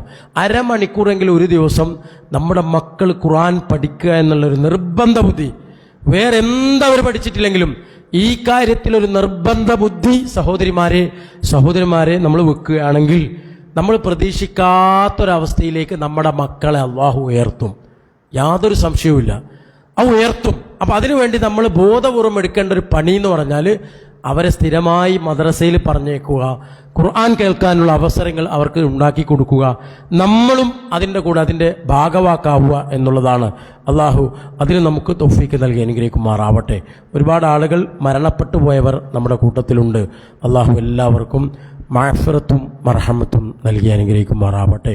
പ്രത്യേകിച്ച് വിദേശ രാജ്യങ്ങളിലൊക്കെ വളരെ ഭീതിയോടുകൂടിയാണ് നമ്മുടെ പ്രവാസി സഹോദരങ്ങളും അവിടെയുള്ള സഹോദരങ്ങളുമൊക്കെ കഴിഞ്ഞുകൂടുന്നത്. അല്ലാഹു സുബ്ഹാനഹു വ തആല എല്ലാവിധ അദാബുകളിൽ നിന്നും ഫിത്നകളിൽ നിന്നും ശത്രുക്കളുടെ ആക്രമണങ്ങളിൽ നിന്നുമൊക്കെ വിശ്വാസി സമൂഹത്തെയും സഹോദരങ്ങളെയും ഒക്കെ രാജ്യങ്ങളെയും ഒക്കെ അള്ളാഹു കാത്ത് രക്ഷിക്കുമാറാവട്ടെ. രോഗികളായ ഒരുപാട് ആളുകൾ നമ്മുടെ ഈ കൂട്ടത്തിൽ ഇരിക്കുന്നവരുണ്ട്, വീട്ടിൽ കഴിഞ്ഞുകൂടുന്നവരുണ്ട്. അള്ളാഹു അവരുടെ രോഗങ്ങളെല്ലാം ശിഫ നൽകി അനുഗ്രഹിക്കുമാറാവട്ടെ.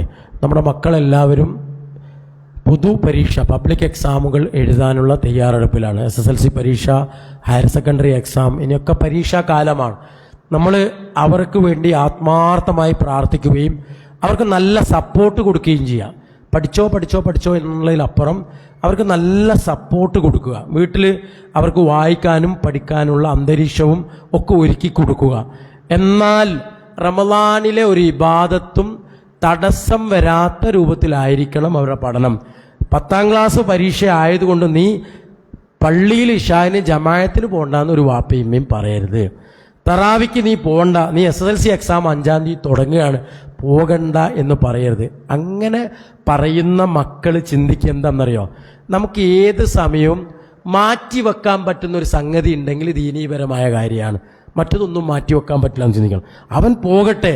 തറാവി നമസ്കരിച്ചത് കൊണ്ടോ ഒരു അരമണിക്കൂർ നമ്മുടെ മണ്ണാർക്കാട് സലഫിയിൽ അവൻ നിന്ന് നമസ്കരിച്ചത് കൊണ്ടോ ഒരു തരത്തിലും ഒരു മാർക്ക് പോലും നമ്മുടെ മക്കൾക്ക് കുറയൂല എന്നുള്ള കാര്യത്തിൽ യാതൊരു സംശയവുമില്ല. കാരണം ഇന്ന് നമ്മുടെ MSMന്റെയും ISMന്റെയും KNMന്റെയും ഒക്കെ നേതൃത്വത്തിലുള്ള ആളുകളൊക്കെ അവർ ഭൗതികപരമായും മതപരമായും ഒക്കെ നന്നായി പഠിച്ചവരാണ്.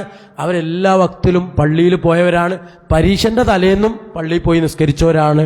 അന്നും സുബഹിക്ക് പള്ളിയിൽ പോയവരാണ്. അവരുടെ ജീവിതത്തിൽ ഒന്നും തന്നെ ഭൗതികപരമായൊരു നഷ്ടവും അവർക്കുണ്ടായിട്ടില്ല, ഉഖ്റവിയായ നഷ്ടവും അവർക്ക് സംഭവിക്കുന്നില്ല. അതുകൊണ്ട് സഹോദരിമാരെ, നമ്മുടെ മക്കളെ അങ്ങനെയാണ് നമ്മൾ മോട്ടിവേറ്റ് ചെയ്യേണ്ടത്. പടച്ചോൻ എന്നെ സഹായിക്കും, ഈ അള്ളാഹിനോട് ചോദിക്ക്, പടച്ചോനോട് പറയ്, എന്നിട്ട് വായിക്ക്, എന്നിട്ട് എഴുത് എന്ന് പറഞ്ഞാൽ അതിലൊരു ഖൈറുണ്ട്. ആ ഖൈറ് നമ്മുടെ സന്താനങ്ങൾക്ക് അള്ളാഹു നൽകി അനുഗ്രഹിക്കുമാറാവട്ടെ. ഈ ഒരു സ്ഥാപനത്തിന് വേണ്ടിയും നമ്മുടെ പള്ളിയൊക്കെ കെട്ടിപ്പടുക്കാൻ വേണ്ടി അഹോരാത്രം പരിശ്രമിച്ച ഒരുപാട് പണ്ഡിതന്മാർ, നേതാക്കന്മാരൊക്കെ ഇപ്പോൾ മൺമറഞ്ഞു പോയവരുണ്ട്, ജീവിച്ചിരിക്കുന്നവരുണ്ട്. അള്ളാഹു മൺമറഞ്ഞു പോയവർക്ക് മഅഫിറത്ത് നൽകട്ടെ. ജീവിച്ചിരിക്കുന്ന ആളുകൾക്ക് അള്ളാഹു അവരുടെ ജീവിതം അള്ളാഹുവിൻ്റെ അനുഗ്രഹത്തോടു കൂടി മുന്നോട്ട് പോവാൻ തൗഫീക്ക് നൽകി അനുഗ്രഹിക്കുമാറാവട്ടെ. അള്ളാഹു നമ്മുടെ പ്രാർത്ഥനകളെല്ലാം സ്വീകരിക്കുമാറാവട്ടെ. സംസാരത്തിൽ നമ്മുടെ ഇടപാടുകളിലൊക്കെ എന്തെങ്കിലും അപാകത വന്നു പോയിട്ടുണ്ടെങ്കിൽ അത് മനുഷ്യ സഹജമാണ്, സ്വാഭാവികമാണ്. അത് അള്ളാഹുവിനോട് നമ്മൾ പൊറുക്കലിനെ തേടുക. അള്ളാഹു പുറത്തു തരുമാറാവട്ടെ. അള്ളാഹു എല്ലാ പാപങ്ങളും നമ്മളിൽ നിന്ന് നീക്കി വിശുദ്ധ റമളാനിൻ്റെ എല്ലാ പുണ്യങ്ങളും നേടിയെടുക്കുന്ന നല്ല വിശ്വാസികളുടെ കൂട്ടത്തിൽ നമ്മെ ഉൾപ്പെടുത്തി അനുഗ്രഹിക്കുമാറാവട്ടെ. റബ്ബനാ തഖബ്ബൽ മിന്നാ ഇന്നക അൻതസ് സമീഉൽ അലീം വതുബ് അലൈനാ ഇന്നക അൻത തവ്വാബുർ റഹീം. റബ്ബനാ ആതിനാ ഫിദ്ദുനിയാ ഹസന വഫിൽ ആഖിറതി ഹസനത വഖിനാ അദാബന്നാർ. ആമീൻ ബിറഹ്മതിക യാ അർഹമർ റഹീമീൻ. വൽഹംദുലില്ലാഹി റബ്ബിൽ ആലമീൻ. അസ്സലാമു അലൈക്കും വറഹ്മത്തുള്ളാഹി വബറകാതുഹു.